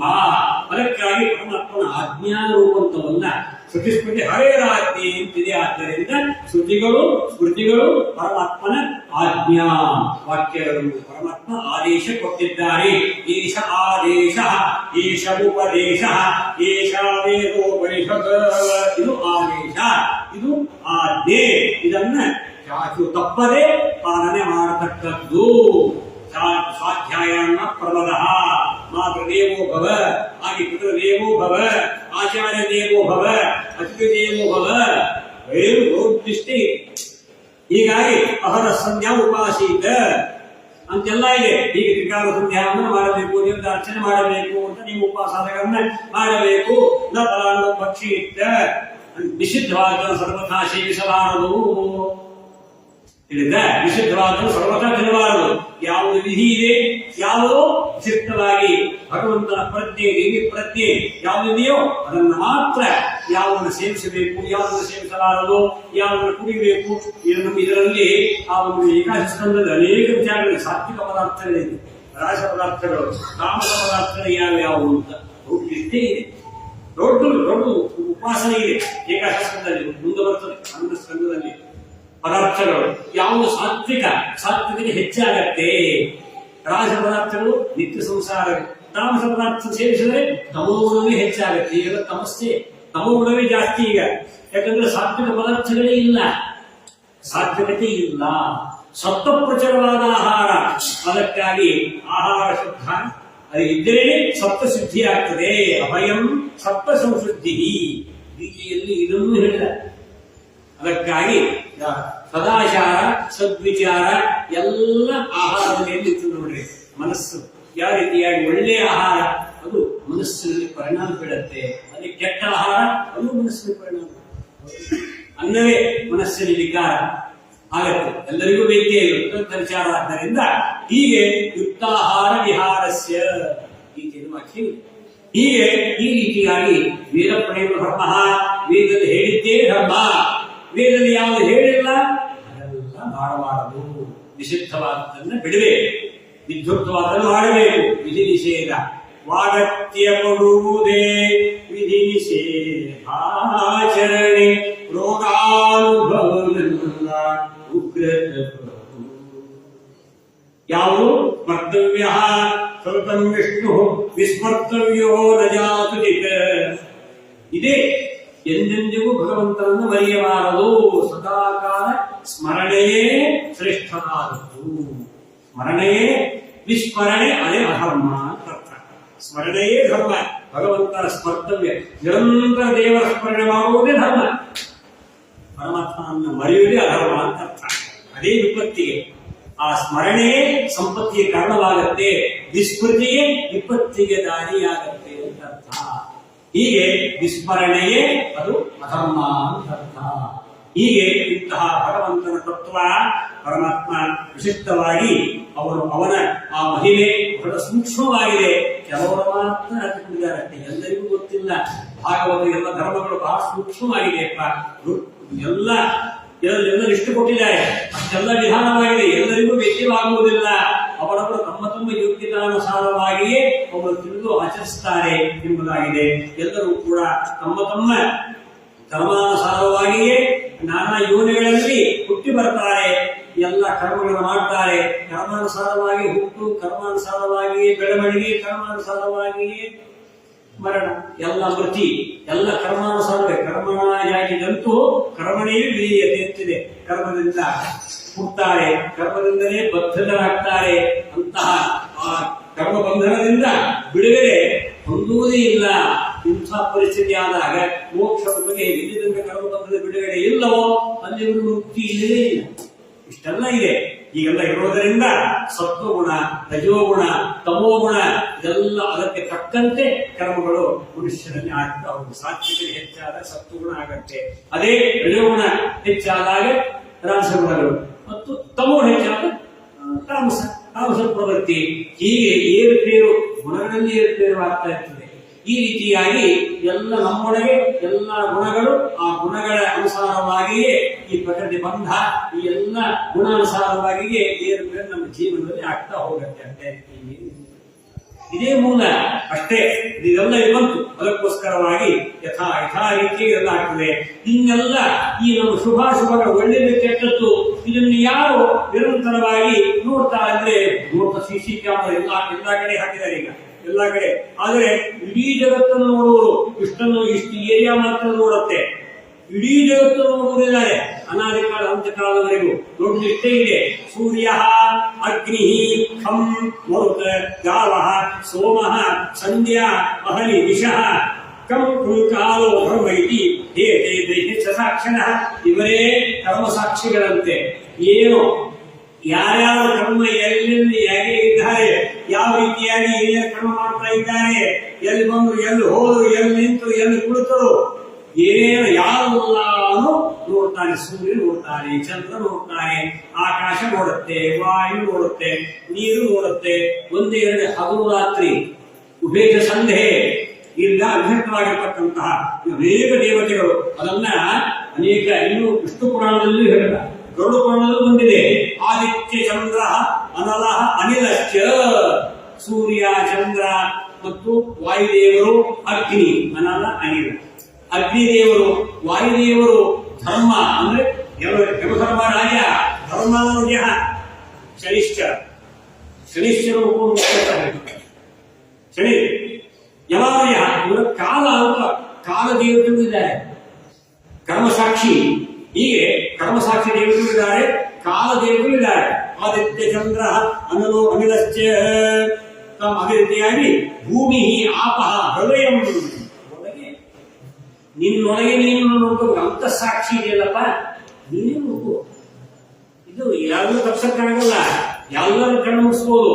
ಯಾವುದೋ ಕಣ್ಣು, 1000 ಕಣ್ಣು ತಪ್ಪಿಸಬಹುದಾದ್ರೆ ಯಾವುದೋ ಕಣ್ಣು ನೋಡ್ತಾ ಇದೆ. ಆ ಅರಿವು ನಮಗಿರಬೇಕು. ಆಗ ನಾವು ತಪ್ಪು ಮಾಡೋದಿಲ್ಲ, ಯಾವುದೂ ತಪ್ಪು ಮಾಡೋದಿಲ್ಲ. ಯಾರೋ ನಮ್ಮನ್ನೇ ನೋಡ್ತಾ ಇರ್ತಾರೆ, ಅದೇ ಯಾರು ನೋಡ್ತಾ ಇರ್ತಾರೆ. ಅದಕ್ಕಾಗಿ ಹೀಗೆ ಉಭಯ ಸಂಧೆ ಹೃದಯ ಯಮಶ್ಚ ಅಹಶ್ಚ ರಾತ್ರಿಶ್ಚ. ಹಗಲು ರಾತ್ರಿ, ಉಭಯ ಸಂಧೆ ಧರ್ಮಶ್ಚ ಜಾನಾತಿ ನರಸ್ಯ ವೃತ್ತಂ. ಮನುಷ್ಯನ ಎಲ್ಲ ಚರ್ಯೆ, ಅವನ ದಿನಚರ್ಯೆ, ಮನುಷ್ಯನ ಎಲ್ಲ ನಡವಳಿಕೆ ಯಾವುದಲ್ಲ ಈ ಕ್ಯಾಮ್ರಾದ ಮುಂದೆ. ಇದು ಕರೆಕ್ಟ್. ಅವರು ಇದನ್ನು ಕೂಡ ಮುಚ್ಚಾಕ್ಬಿಡ್ತಾರೆ ಈಗ ಕಾಲದಲ್ಲಿ. ಹೌದಲ್ಲ, ಅದು ನಿರ್ಲವಾಗಿ ತಮ್ಮ ಕೆಲಸ ಮಾಡ್ಕೊಂಡು ಹೋಗುವುದಿಲ್ಲ ಈಗಿನ ಕಾಲದಲ್ಲಿ. ಆದ್ರೆ ಒಳಗೆ ಇವರನ್ನೇ ಇವರು ತಡೆಯಕ್ಕಾಗುವುದಿಲ್ಲ. ಸೂರ್ಯನಿಂದ ಬಚ್ಚಲಿಕ್ಕಾಗತ್ತ? ಮಂದ್ಯ ರಾಕ್ಷಸರು ಆ ಸೂರ್ಯನನ್ನ ಕಬಳಿಸಲಿಕ್ಕೆ ಅವನಲ್ಲೇ ಇದ್ದಾರೆ. ಅದಕ್ಕಾಗಿ 60,000 ಮಾಲಕಿಗಳು ಅರ್ಘ್ಯ ಪ್ರದಾನವಾಗಿ ಅರ್ಘ್ಯ ಆ ಜಪದ ಆ ಅಸ್ತ್ರದಿಂದಲೇ ಅವರು ಸಂಹಾರ ಮಾಡ್ತಾರೆ. ನಿತ್ಯವು ಮಂದ್ಯ ರಾಕ್ಷಸರು ದಿನ ಅವರು ವರ ಇದೆ ಅವರಿಗೆ ನಿತ್ಯ. ಸೂರ್ಯನೇ ಇಲ್ಲಿ ಹೋಗಿ ನಮ್ ಗತಿ ಹೇಳ್ರಿ, ಚಂದ್ರನಿಗೆ ಗತಿ ಹೇಳ್ರಿ, ಗಾಳಿ ಇಲ್ಲ ನಮ್ ಗತಿ ಏನ್ ಹೇಳ್ರಿ, ಭೂಮಿ ಇಲ್ಲ ಏನ್ ಗತಿ ಹೇಳ್ರಿ. ಇವರೆಲ್ಲ ನೋಡ್ತಾ ಇರೋ ಅಂದ್ರೆ ಅಭಿಮಾನಿ ದೇವತೆಗಳನ್ನು ನೋಡ್ತಾ ಇರ್ತಾರೆ ಅಂತ ಅರ್ಥ. ಹೀಗೆ ಜೀವನ ಪುಣ್ಯ ಪಾಪ ಕರ್ಮಗಳಿಗೆ ಇವರು ಸಾಕ್ಷ್ಯಗಳು. ಆದ್ದರಿಂದ ಅದಕ್ಕಾದ ಮಧ್ಯಾಹ್ನ, ಸಾಯಂಕಾಲ, ಹಗಲು ರಾತ್ರಿ ಕಾಲ ಸ್ವಯಂ ದಂಡಧಾರಂತಿ ಧರ್ಮರಾಜ ಇವರೆಲ್ಲೂ ಇದ್ದಾರೆ. ಆದ್ದರಿಂದ ಇದೆಲ್ಲ ಇವರೆಲ್ಲರೂ ಕೂಡ ನಮಗೆ ವಿಶಿಷ್ಟವಾಗಿ ನಿತ್ಯವೂ ನಮ್ಮನ್ನು ಹೋಗ್ತಾ ಇದ್ದಾರೆ. ಇನ್ನು ಸಾಕ್ಷಿ ರೂಪರು ಯಾರು ಅಂದ್ರೆ ಕಾಲಕಾಲದ ದೇವತೆಗಳು. ಹರಿಶ್ಚ ಪ್ರಕಟಿಶ್ಚೈವ ಬ್ರಹ್ಮ ವಾಯುದೇವ ಸುಪರ ಶೇಷರುದ್ರಾಶ್ಚ ಶಕ್ರ ಸೂರ್ಯ ಯಮೋಪಿ ಅಗ್ನಿ ಯಮಾನುಜಶ್ಚೈವ ಕಾಲಶಬ್ದೋದಿನ ಕ್ರಮಾತ್ ಪ್ರಮಾಣ. ಹೀಗೆ ಕಾಲಶಬ್ದದಿಂದ ಇವರೆಲ್ಲ ಇವರು ಕಾಲರೂಪ, ಕಾಲಾಭಿಮಾನಿ ದೇವತೆಗಳು. ಕಾಲಾಂತರ್ಗತ ಕಾಲ ನಿಯಾಮಕ ಕಾಲ ಪ್ರವರ್ತಕ ಕಾಲ ನಿವರ್ತಕ ಕಾಲಾತೀತ ಕಾಲಜ್ಞ. ಕಾಲಾಂತರ್ಗತ, ಕಾಲ ನಿಯಾಮಕ, ಕಾಲ ಪ್ರವರ್ತಕ ಅಂದ್ರೆ ಕಾಲರೂಪಿ ಸ ವಿಶ್ವಾತ್ಮ ಯೋಯಂ ಕಾಲ ಕಸದೇ ವ್ಯಕ್ತಬಂಧೋ ಚೇಷ್ಟಾಮೋಯದೆ ಯಸ್ಯ ವಿಶ್ವಂ ನಿಮೇಷಾದಿ. ಅದಕ್ಕಾಗಿ ಪರಮಾತ್ಮನೇ ಕಳೆಯಗಾಮಿ ಕಾಲ, ಕಳೆಯಗಾಮಿ ಕಾಲ. ಪರಮಾತ್ಮನೇ ಕಾಲರೂಪ ಮುಖ್ಯ ವೃತ್ಯ ಪರಮಾತ್ಮ ಕಾಲಸ್ವರೂಪಿ. ಪರಮಾತ್ಮನ ಅಭಿಮಾನ ದೇವತೆಗಳನ್ನು ನೇಮಿಸಿದ್ದಾರೆ. ಪರಮಾತ್ಮನ ಎಲ್ಲ ನಿಯಮಕ್ಕೆ ಆಜ್ಞಾಧಾರಿಗಳಾಗಿ ಇವರೆಲ್ಲ ಆಯಾ ಕಾರ್ಯದಲ್ಲಿ ನೇಮಿತರಾಗಿದ್ದಾರೆ. ಅವರ ಕಾರ್ಯವನ್ನು ಮಾಡದೆ ಹೋದರೆ ಅವರು ಕಿಚ್ಚಾಕ್ಬಿಡ್ತಾರೆ ದೇವರು. ಸ್ಟ್ರಾಂಗ್, ಜಗತ್ತಿನ ರಾಜ ಒಡೆಯ, ಎಲ್ಲರೂ ನಿಯಮರು, ಎಲ್ಲರೂ ತನ್ನ ಕಂಟ್ರೋಲ್ ಇಟ್ಟಿದ್ದಾರೆ. ಯಾರ್ಯಾರು? ಪರಮಾತ್ಮ ಸ್ವಯಂವಿಧಾನಂತೆ. ಅದಕ್ಕೆ ಹರಿಶ್ಚ ಅಂತ. ಪರಮಾತ್ಮನೇ ಒಂದು ಕಾಲರೂಪ, ಮುಖ್ಯ ವೃತ್ತಿ ಹರಿ. ಅಂತ ಲಕ್ಷ್ಮೀ ದೇವಿ ಇದ್ದಾರೆ. ಆಮೇಲೆ ಅವರೇ ಪ್ರಕೃತಿ ಅಭಿಮಾನಿ, ಪ್ರಕೃತಿ ಲಕ್ಷ್ಮೀ ಕಾಲಿ, ಲಕ್ಷ್ಮೀದೇವಿ. ಹರಿಶ್ಚ ಪ್ರಕೃತಿ ಪರಮಾತ್ಮ, ಲಕ್ಷ್ಮೀದೇವಿ, ಬ್ರಹ್ಮದೇವರು, ವಾಯುದೇವರು, ಆನಂತರ ಗರುಡಶೇಷ ರುದ್ರದೇವರು, ಕ್ರಮ ಅಲ್ಲಿ ಗರುಡಶೇಷ ರುದ್ರದೇವರು, ಇಂದ್ರದೇವರು, ಸೂರ್ಯ, ಚಂದ್ರ, ಯಮಧರ್ಮರಾಜ, ಅಗ್ನಿದೇವತೆ, ಯಮಾನುಜ. ಯಾರು? ಶನೀಶ್ವರ. ನಿತ್ಯ ನೋಡ್ತಾರೆ ಶನೀಶ್ವರ. ಧರಾಭ್ಯಾಮ ತತ್ವನ್ಯಾಸದಲ್ಲಿ ಕೊಟ್ಟರು ಶನೀಶ್ವರ. ಕೊನೆಗೆ ಪೃಥಿವಿ ಆತ್ಮನೆ ಶನೀಶ್ವರ ಧರಾಭ್ಯಾಮ. ನಿತ್ಯ ನಾವು ಎಲ್ಲ ತತ್ವನ್ಯಾಸ ಮಾಡ್ತೇವೆ. ಅಲ್ಲಿ ಆ ತತ್ವದೇವರ ಉಪಾಸನೆಯನ್ನ ಮಾಡ್ತೇವೆ. ಇಷ್ಟೆಲ್ಲ ಕರ್ಮೆಯಾದ್ದರಿಂದ ಹೀಗೆ ಪರಮಾತ್ಮ ಈ ರೀತಿಯಾಗಿ ಇವೆಲ್ಲ ಕರ್ಮ ಸಾಕ್ಷಿಗಳಪ್ಪ. ಕಾಲ ಮತ್ತು ಕರ್ಮ ಎಲ್ಲ ಇವರ ಅಧೀನವಾಗಿದೆ. ಆದ್ದರಿಂದ ಎಲ್ಲ ಕೈಗೊಂಡಿರೋಣ. ಏನು ಮಾಡಿ ನನ್ನ ಯಾರು ನೋಡ್ತಾ ಇಲ್ಲ ಅಂತ ಹೇಳುವಂತಿಲ್ಲೇ ಇಲ್ಲ. ಯಾವಾಗಲೂ ನಾವು ಕಣ್ಣು ಮುಚ್ಚಿದಾಗಲೂ ವ್ಯಾಪಾರ ನಡೀತಾರೆ. ಸ್ವಪ್ನ ಯಾರು ತೋರಿಸ್ತಾರೆ? ನಿದ್ದೆ ಬಂದಾಗಲೂ ಸ್ವಪ್ನ. ಅಂತ ಸ್ವಪ್ನ ಸುಳ್ಳು ಅಂತಾರೆ ಪರಿಚಯಗಳು. ಯಾಕೆ ಎಚ್ಚರಿಕೆ ಕೂಡಲೇ ಅದು ಕಾಣುವುದಿಲ್ಲ. ಆದ್ದರಿಂದ ಪದಾರ್ಥಗಳಿಂದ ಆದ್ದರಿಂದ ಸುಳ್ಳು ಅಂತಾರೆ. ನೋಡಪ್ಪ, ಅದು ಸ್ವಪ್ನ ಅಂದ್ರೆ ಗೊತ್ತಿದ್ದೀರಿ. ಸಂಸ್ಕಾರದಿಂದ ಸ್ವಪ್ನ ಅನಾದಿ ವಾಸನ ಅನಾದಿಯ ಮನಸ್ಸಿ ಸ್ಥಿತ ಸ್ವಪ್ನಕಾರಿ ದರ್ಶಿತ. ಅನಾದಿ ಸಂಸ್ಕಾರ ಇರ್ತವೆ ನೋಡ್ರಿ. ಅನಾದಿ ಕಾಲದಿಂದ ನಾವೇನು ಅನ್ಕೊಂಡಿರ್ತೇವೆ ನೋಡ್ರಿ, ಅನ್ಕೊಂಡಿರ್ತೇವೆ ಆಗಿರೋದಿಲ್ಲ. ಅದನ್ನ ಪರಮಾತ್ಮ ಸ್ವಪ್ನಕಾರಿ ದರ್ಶೈತಿ ಎಂದು ಪ್ರಮಾಣ ಇದೆ. ಸಂಧ್ಯಾಧಿಕರಣದ ಸೃಷ್ಟಿರಾಹಿ ಸಂದೇ ಸೃಷ್ಟಿರಾಹಿ ಎನ್ನುವಂತಹ ಸೂತ್ರದಲ್ಲಿ ಇಂತಹ ಈ ಸ್ವಪ್ನ ಸತ್ಯ ಸುಳ್ಳು. ಆ ಸ್ವಪ್ನ ತೋರಿಸಿ ದೇವರೇ ಆಗ್ಬೇಕ್ರಿ. ಒಬ್ಬ ಜಾಮದಾರ ಸಾಕು ಈ ಸುಳ್ಳು ಸೃಷ್ಟಿ ಮಾಡಿ ದೇವರೇ ಆಗ್ಬೇಕು. ಇಲ್ಲ ಸುಳ್ಳು ಅಂತ ಬಾಯಿ ಹೇಳ್ಬೋದಪ್ಪ. ಆದರೆ ಅಲ್ಲ, ಪರಮಾತ್ಮ ಅವನೇಕ್ಬೇಕಿಂತ ಸತ್ಯಂ ಪರಂ ಧೀಮಹಿ. ಪರಮಾತ್ಮನನ್ನ ಅವನು ಸತ್ಯ ಸ್ವರೂಪಿ, ಸತ್ಯಂ ಯಾವಯಿತು.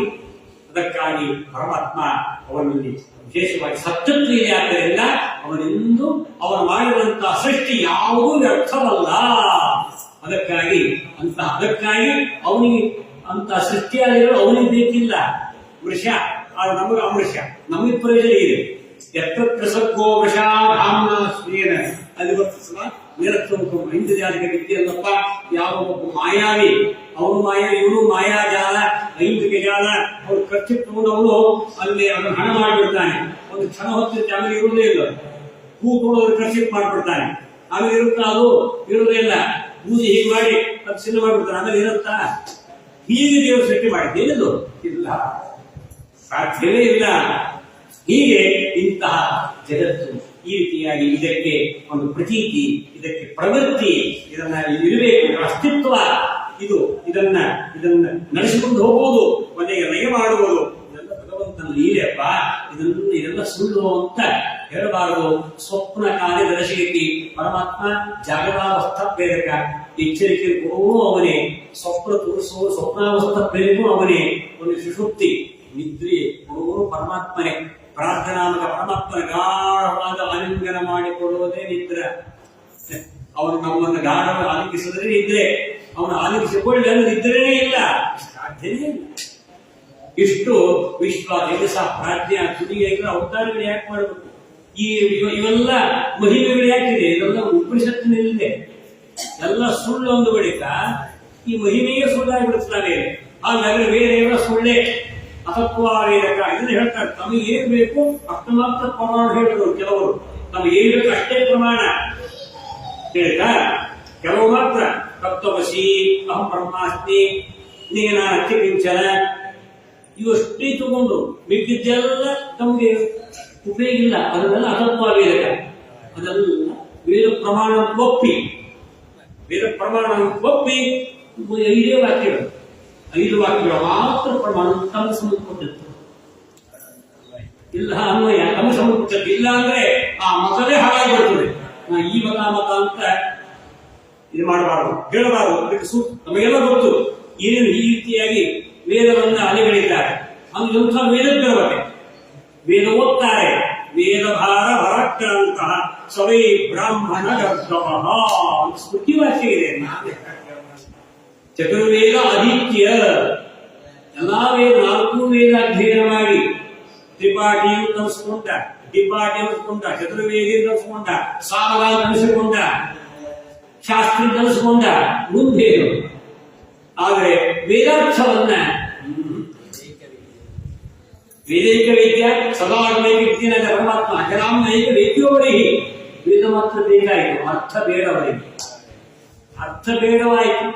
ನಮಗೆ ಏನ್ ಬೇಕು ಅರ್ಥ ಮಾತ್ರ ತಿಳ್ಕೊಂಡು ಮಿಕ್ಕಿದ್ದಕ್ಕೆಲ್ಲ ತಮ್ಮ ಕಲ್ಪನೆಗೆ ಏನು ತೋರುತ್ತೋ ಹಾಗೆ ಅರ್ಥ ಮಾಡಿ ಹಾಕಿ ಬರೆದು ಕೊಟ್ಬಿಟ್ಟು ಭಾಷ್ಯ ಬರೋದು ಅವರಲ್ಲ. ಅದಕ್ಕಾಗಿ ಆಚಾರ ಬರಬೇಕಾಗಿ ಎಲ್ಲ 21 ಭಾಷ್ಯಗಳು ವೇದಾರ್ಥ ನಿರ್ಣಯಕ್ಕಾಗಿ ಬರುತ್ತೋ ಅದನ್ನೆಲ್ಲ ಬಂದು ಶಿವಾಚಾರ್ಯರು ಖಂಡನ ಮಾಡಿಬಿಟ್ರು. ಶ್ರೀ ಉಪಾಸ್ಯ ದೂಷಕಂ ಅಂತ 22ನೇ ಭಾಷೆ ನಮ್ಮ ಆಚಾರ್ಯರು. ಮುಂದೆ ಅವರು ಬಂತ ನಾವು ಅನುಭವಿಸಲಿ, ಹಿಂದೂ ಇಲ್ಲ ಮುಂದೂ ಇಲ್ಲ, ಬರುವುದೂ ಇಲ್ಲ, ಸಾಧ್ಯವೇ ಇಲ್ಲ. ಯಾಕಂದ್ರೆ ಪ್ರಮಾಣ ಪ್ರಮಿತವಾಗಿ ತಾವು ಏನು ತಮ್ಮ ಬುದ್ಧಿ ಹೇಳೇ ಇಲ್ಲ. ಅವರು ಪ್ರಮಾಣ ಕೊಟ್ಟೇ ಹೇಳಿದ್ದಾರೆ. ಇದು ಬ್ರಹ್ಮಾಂಡೆ, ಇದು ಬ್ರಹ್ಮವೇವರ್ತೆ, ಇದು ಬ್ರಾಹ್ಮೆ, ಇದು ಮಾತೆ, ಇದು ಸ್ಕಾಂದೆ, ಇದು ಗಾರುಡೆ, ಐದರೆಯೇ ಮಹೋಪನಿಷದಿ ಪ್ರಮಾಣ ಕೊಟ್ಟು ಯುಕ್ತವಾಗಿ ಪ್ರಮಾಣ ಕೊಟ್ಟು ಸಾಕ ಶಿವರಾಚಾರ್ಯ. ಯಾವುದೇ ಕೇಳೋದು ಅಲ್ಲಿ ಅವರು ನೇರವಾಗಿ ಹೇಳ ಅನ್ನೇ ಕೇಚನ, ನಾವು ಹಾಗೆ ಹೇಳಬೇಕು. ಅನ್ನೇ ಕೇಚ ಈಗ ಕಾಲ ಬಹಳ ಕಟ್ಟ, ನೇರವಾಗಿ ಬರುವುದಿಲ್ಲ. ಒಳಗೆ ಹಾಕ್ಬಿಡ್ತಾರೆ. ಅಂದ್ರೆ ನಾವು ವಿಶೇಷವಾಗಿ ಆ ಇದರಲ್ಲಿ ಒಂದು ಪದ್ಯದಲ್ಲಿ ಆ ಪದ್ಯವನ್ನು ಹೇಳುವುದೇ ಇಲ್ಲ.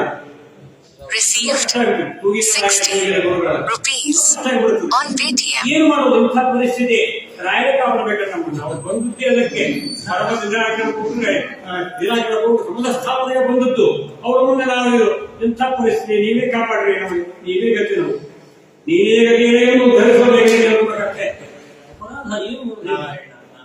ಧರ್ಮ ಆ ಧರ್ಮ ಉಲ್ಲಂಘನೆ ಆಗತ್ತೆ, ಅದನ್ನು ದೇವರೇ ಕಾಪಾಡಬೇಕಂತೆ. ಅದಕ್ಕೆ ಕಾಲ ಕಲಿಕಾಲ, ಕಲಿಪ್ರಭಾವ. ಅದಕ್ಕಾಗಿ ಕೃಷ್ಣಾರ್ಪಣ, ಕೃಷ್ಣನ ಸ್ಮರಣೆ ಮಾಡಿದ್ರೆ ಕಲಿಯ ಪ್ರಭಾವ ಏನಾಗುವುದಿಲ್ಲ. ಒಂದೇ ನಮಗೆ ಕಾರಕ ಅಷ್ಟೇ, ಮಹಾಮಂತ್ರ ತಾರಕ. ಹೀಗೆ ಇಷ್ಟೆಲ್ಲ ಕ್ರಮಗಳಿದೆ, ಇಷ್ಟೆಲ್ಲ ಧರ್ಮಗಳಿದೆ. ನರಶವರ್ತಂ ಇಷ್ಟೆಲ್ಲ ಯಾಕೆ ಅಂತ ಹೇಳಿದ್ರೆ ಕಾಲ ಇದೆಲ್ಲ ಹೇಳುತ್ತಾ ಇದ್ದಾರೆ. ಸ್ವಪ್ನ, ಸುತ್ತಿ, ಜಗಳಾವಸ್ಥಾ ಎಲ್ಲ ಇದೆ. ಇಷ್ಟೆಲ್ಲ ಹೇಳಿದ ಕೂಡಲೇ ಹಾಗಾದ್ರೆ ಇಷ್ಟೆಲ್ಲ ಧರ್ಮ ಹೇಳಿದರೆ ನಿಮ್ಮ ಆ ರಾಜನ ಹೋಗಿ ಯಮರಾಜನ ಹೋಗಿ ನೀವು ಅಲ್ಲಿ ಹೋಗಿ ಕರ್ಕೊಂಡು ಬಂದ್ಬಿಡ್ರಿ, ಯಾರು ಕರ್ಕೊಂಡು ಬರಬೇಕು, ಯಾರು ಕರ್ಕೊಂಡು ಬರಬಾರದು ಅಂತ. ಆವಾಗ ಅವರು ನನ್ನ ಆಶೆಯಿಂದ ಬಿಡಿಸಿಬಿಟ್ಟು ಹೋದರು. ಆ ಸಂದರ್ಭದಲ್ಲಿ ಆಗ ಅವರಿಗೆ ಪಶ್ಚಾತ್ತಾಪ ಆಯಿತು, ನಮ್ಮ ಉದ್ಧಾರ ಮಾಡಿದ್ರಪ್ಪ ಅಂತ ಹೇಳಿ. ಆಗ ಅವರು ಪಶ್ಚಾತ್ತಾಪ ಪಟ್ಟ ಅವ್ರನ್ನೇ ಕೇಳಿದ್ರು, ಬಿಟ್ಟು ಅವಶ್ಯರಾಗಿತ್ತು. ಆ ಇದ್ದ ಕೂಡಲೇ ಅನ್ಯಾಯ ನಾನು ಮಾಡಬಾರ್ದೆಲ್ಲ ಮಾಡಿದೆ, ಅನ್ಯಾಯವಾಗಿ ಎಲ್ಲವನ್ನೂ ಪರಿತ್ಯಾಗ ಮಾಡಿದೆ. ವೃದ್ಧ ಮಾತಾಡುಗಳನ್ನ ಅಂತಹ ಪತಿಗಳು ತನ್ನ ಕೈ ಹಿಡಿದ ಅಗ್ನಿಸಾಕ್ಷಿಯಾಗಿ ಕೈ ಹಿಡಿದ ಹೆಂಡತಿಯನ್ನು ನಾನು ಅವಳನ್ನು ಕೂಡ ಬಿಟ್ಟೆ, ಮಕ್ಕಳನ್ನು ಬಿಟ್ಟೆ. ಮುಖ್ಯವಾಗಿ ಧರ್ಮ ಧರ್ಮವನ್ನು ಪರಿತ್ಯಾಗ ಮಾಡಿದೆ, ಸದಾಚಾರವನ್ನ ಎಲ್ಲ ಪರಿತ್ಯಾಗ ಮಾಡಿದೆ.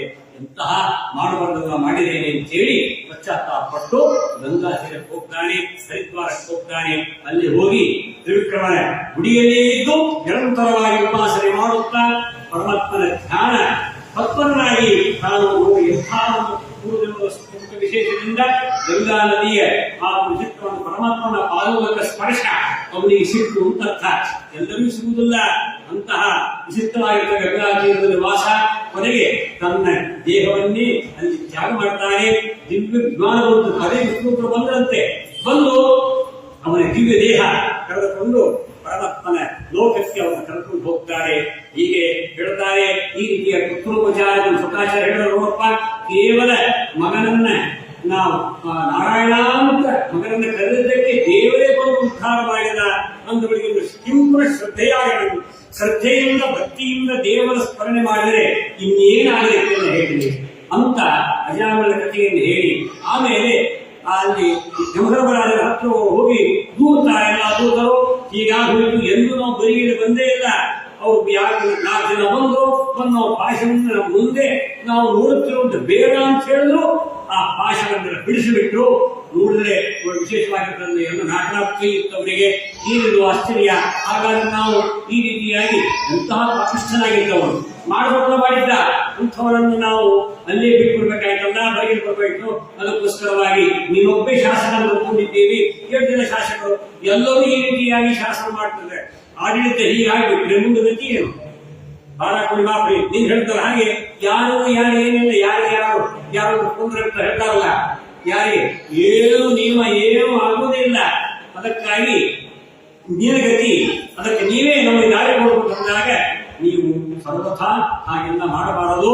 ಅವರ ಭಕ್ತರ ತಟ್ಟೆ ಹೋಗಬೇಡಿ, ಮುಟ್ಟಬೇಡಿ ಹೊರಹದ ದಾಸರ ಅಂತ ಎಂದೆಂದಿಗೂ ಮುಟ್ಟತಕ್ಕದ್ದಲ್ಲ. ಭಕ್ತರ ತಟ್ಟೆ ಹೋಗಬೇಡ್ರಿ. ಯಾರ ಸಂಕೀರ್ತನಾಗಿದ್ದಾರೋ, ಭಗವನ್ನಾಮ ಸಂಕೀರ್ತನೆ ಯಾರ ನಾಲಿಗೆಯಲ್ಲಿ ಇದೆಯೋ ಅಂತವರನ್ನು ಸರ್ವಥಾ ಕೆಣಕಬೇಡಿ. ಅವರ ಹತ್ತಿರವೇ ಭಗವಂತನ ದಾಸರು ಅನನ್ಯವಾಗಿ ನಂಬಿದವರನ್ನ ಸರ್ವಥಾ ಮುಟ್ಟಬೇಡಿಯಪ್ಪ. ಅವ್ರ ಗಂಟೆಗೆ ಹೋಗಬೇಡಿ. ಆದ್ರೆ ಯಾರು ಕರ್ಕೊಬೇಕು? ತಾನಾಲಯ ವಸತಃ ಜಿಹ್ವಂ ಭಕ್ತಿ ಭಗವತ್ ಗುಣನಾಮಧೇಯಂ ಚೇತಶ್ಚನ ಸ್ಮೃತಿ ಯಕ್ಷಣಿ ಏಕದಾಪಿ ಅಂತ ಯಾರ ನಾಲಿಗೆಯು ಪರಮಾತ್ಮನ ನಾಮ ಸಂಕೀರ್ತನ ಮಾಡುವುದಿಲ್ಲ, ಯಾರ ಮನಸ್ಸು ಪರಮಾತ್ಮನ ಸ್ಮರಣೆ ಮಾಡುವುದಿಲ್ಲ, ಯಾರು ತಲೆ ಬಾಗುವುದಿಲ್ಲ ಪರಮಾತ್ಮನಿಗೆ ಭಗವದ್ಭಕ್ತರಿಗೆ ಬಾಗುವುದಿಲ್ಲ, ಅರ್ಚನೆ ಮಾಡುವುದಿಲ್ಲ, ಯಾವ ಕರಗಳು ಪರಮಾತ್ಮನ ಅರ್ಚನೆ ಮಾಡುವುದಿಲ್ಲ, ದಾನ ಮಾಡುವುದಿಲ್ಲ, ಯಾವ ಪಾದಗಳು ತೀರ್ಥಯಾತ್ರೆ ಮಾಡುವುದಿಲ್ಲ, ಇಂತಹ ಮಹಾ ಅಕೃತ ವಿಷ್ಣು ಕೃತ್ಯ ಭಗವದ್ ವಿಮುಖರಾದವರು, ಧರ್ಮ ವಿಮುಖರಾದವರು, ಸದಾಚಾರ ವಿಮುಖರಾದವರು, ಧರ್ಮಕ್ಕೆ ಬೆನ್ನು ಹಾಕಿದವರು, ದೇವರಿಗೆ ಬೆನ್ನು ಹಾಕ್ತಾರೆ. ದೇವರಿಗೆ ಬೆನ್ನು ಹಾಕಿದಾಗೆ ದೇವರು ರಕ್ಷಣೆ ಮಾಡ್ತಾರ. ದೇವರಿಗೆ ಬೆನ್ನು ಹಾಕಿ ನಡೀತಾರೆ, ಧರ್ಮಕ್ಕೆ ಬೆನ್ನು ಹಾಕ್ತಾರೆ. ನಮಗದು ಸಂಬಂಧೇ ಇಲ್ಲ ಅಂತ. ಪೂಜೆಗೂ ದೇವರ ಮನೆಗೂ ದೇವರ ಮನೆ ಇಲ್ಲೇ ಇಲ್ಲ. ಎಲ್ಲಾ ಪ್ರಾಣಗಳಲ್ಲಿ ದೇವರು ಬೇಕು ಅಂದ್ರೆ ದೇವರ ಮನೆ ಮಾಡ್ಕೊಡ್ಬೇಕು. ಅದು ಏನೋ ಎಲ್ಲಿ ಜಾಗ ಇದೆ ಮೆಟ್ಟಿನ ಕೆಳಗೆ ಎಲ್ಲಾರು ಆ ಮೆಟ್ಟು ಹತ್ಕೊಂಡು ಎಲ್ಲಾರು ಪಾದಸ್ಪರ್ಶ ಮಾಡಿ ಮಾಡ್ಕೊಂಡು ಹೋಗ್ಬೇಕು.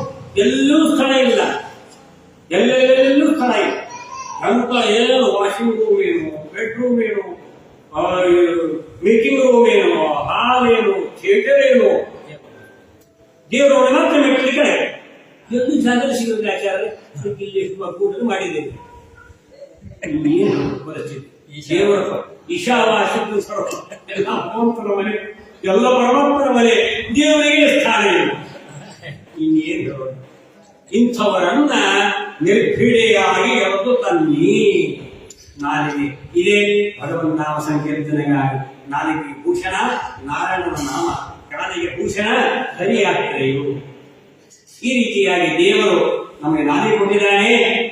ಅದನ್ನ ಆಚಾರ್ಯ ಹೇಳ್ತಾರೆ, ನಾರಾಯಣೋತಿ ಮಂತ್ರೋಸ್ತಿ, ನಾರಾಯಣೇತಿ ಮಂತ್ರೋಸ್ತಿ ವಾಗಸ್ತಿ ವಶವರ್ತನಿ ತಥಾಪಿ ನರಕೆ ಘೋರೆ ಪತಂತಿ ಈ ಏತದದ್ಭುತಂ. ಯಮಧರ್ಮರಾಜ ಹೇಳ್ತಾರಂತೆ, ನಾರಾಯಣ ನಾಮ ಇದೆ ಮತ್ತು ನಾಲಿಗೆ ನಮ್ಮ ವಶದಲ್ಲಿದೆ, ಇದ್ದರೂ ಕೂಡ ಇವರೆಲ್ಲ ನರಕ ಗಾಂಧಿಗಳಾಗ್ತಾ ಇದ್ದಾರಲ್ಲ. ನರಕಕ್ಕೆ 4 ಬಾಗಿಲುಗಳಿದೆ.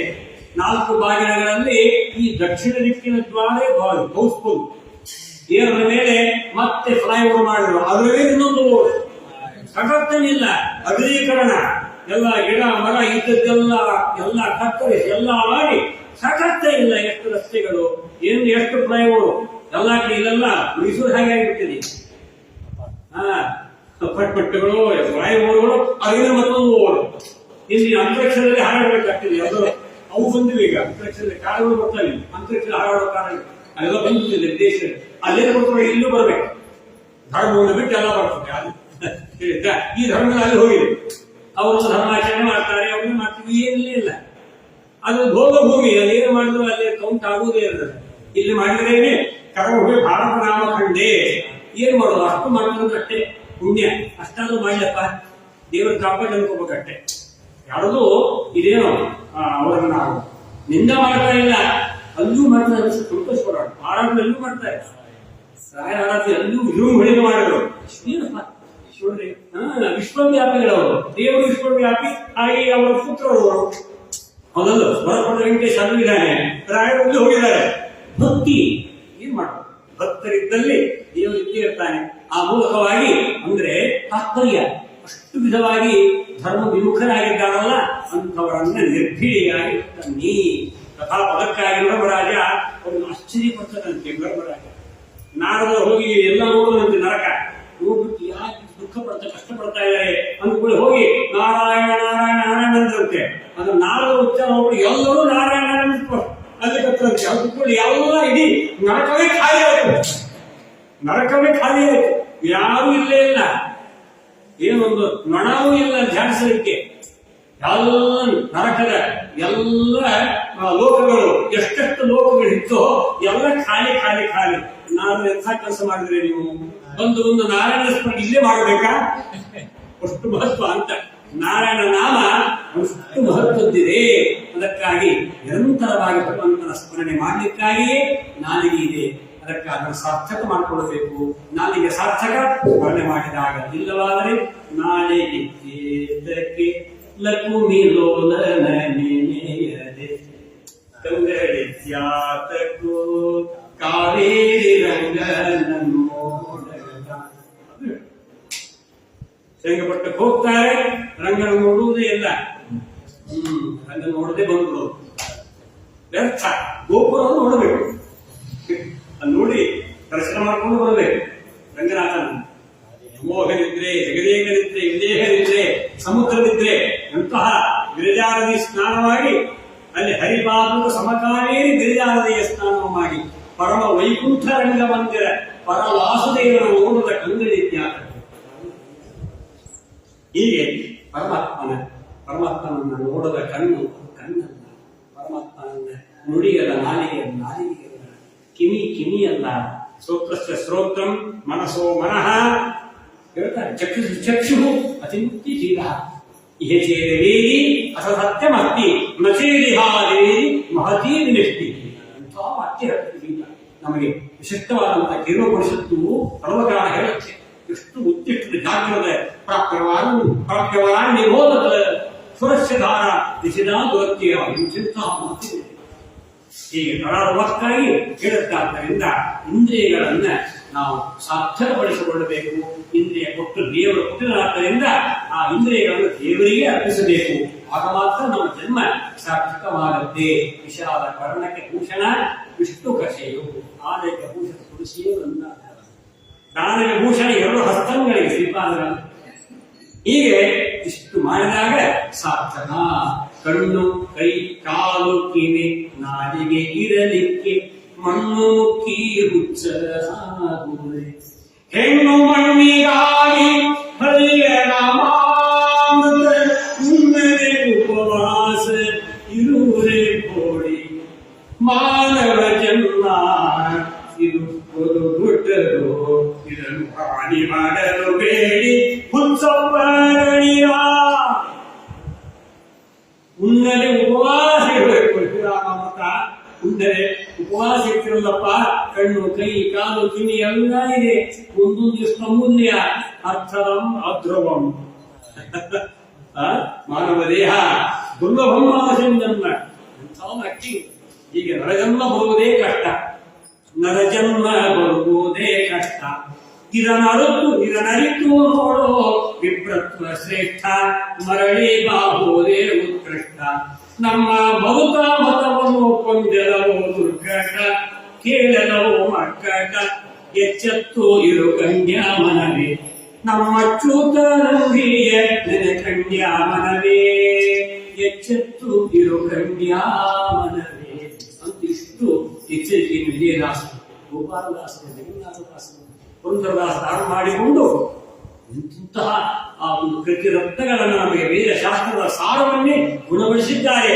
ಅದನ್ನು ನಮ್ಮ ಜೀವನದಲ್ಲಿ ಅಳವಡಿಸಿಕೊಟ್ಟು ಇಂದ್ರಿಯಗಳನ್ನ ಸಾರ್ಥಕ ಮಾಡಿಕೊಂಡು ನಮ್ಮ ಉದ್ಧಾರವನ್ನು ನಾವು ಮಾಡಿಕೊಳ್ಳಬೇಕು. ಆಗ ಮಾತ್ರ ಮನುಷ್ಯನಾಗಿ ಹುಟ್ಟಿದ್ದಕ್ಕೆ ಸಾರ್ಥಕ ಅಂತ ಹೇಳಿ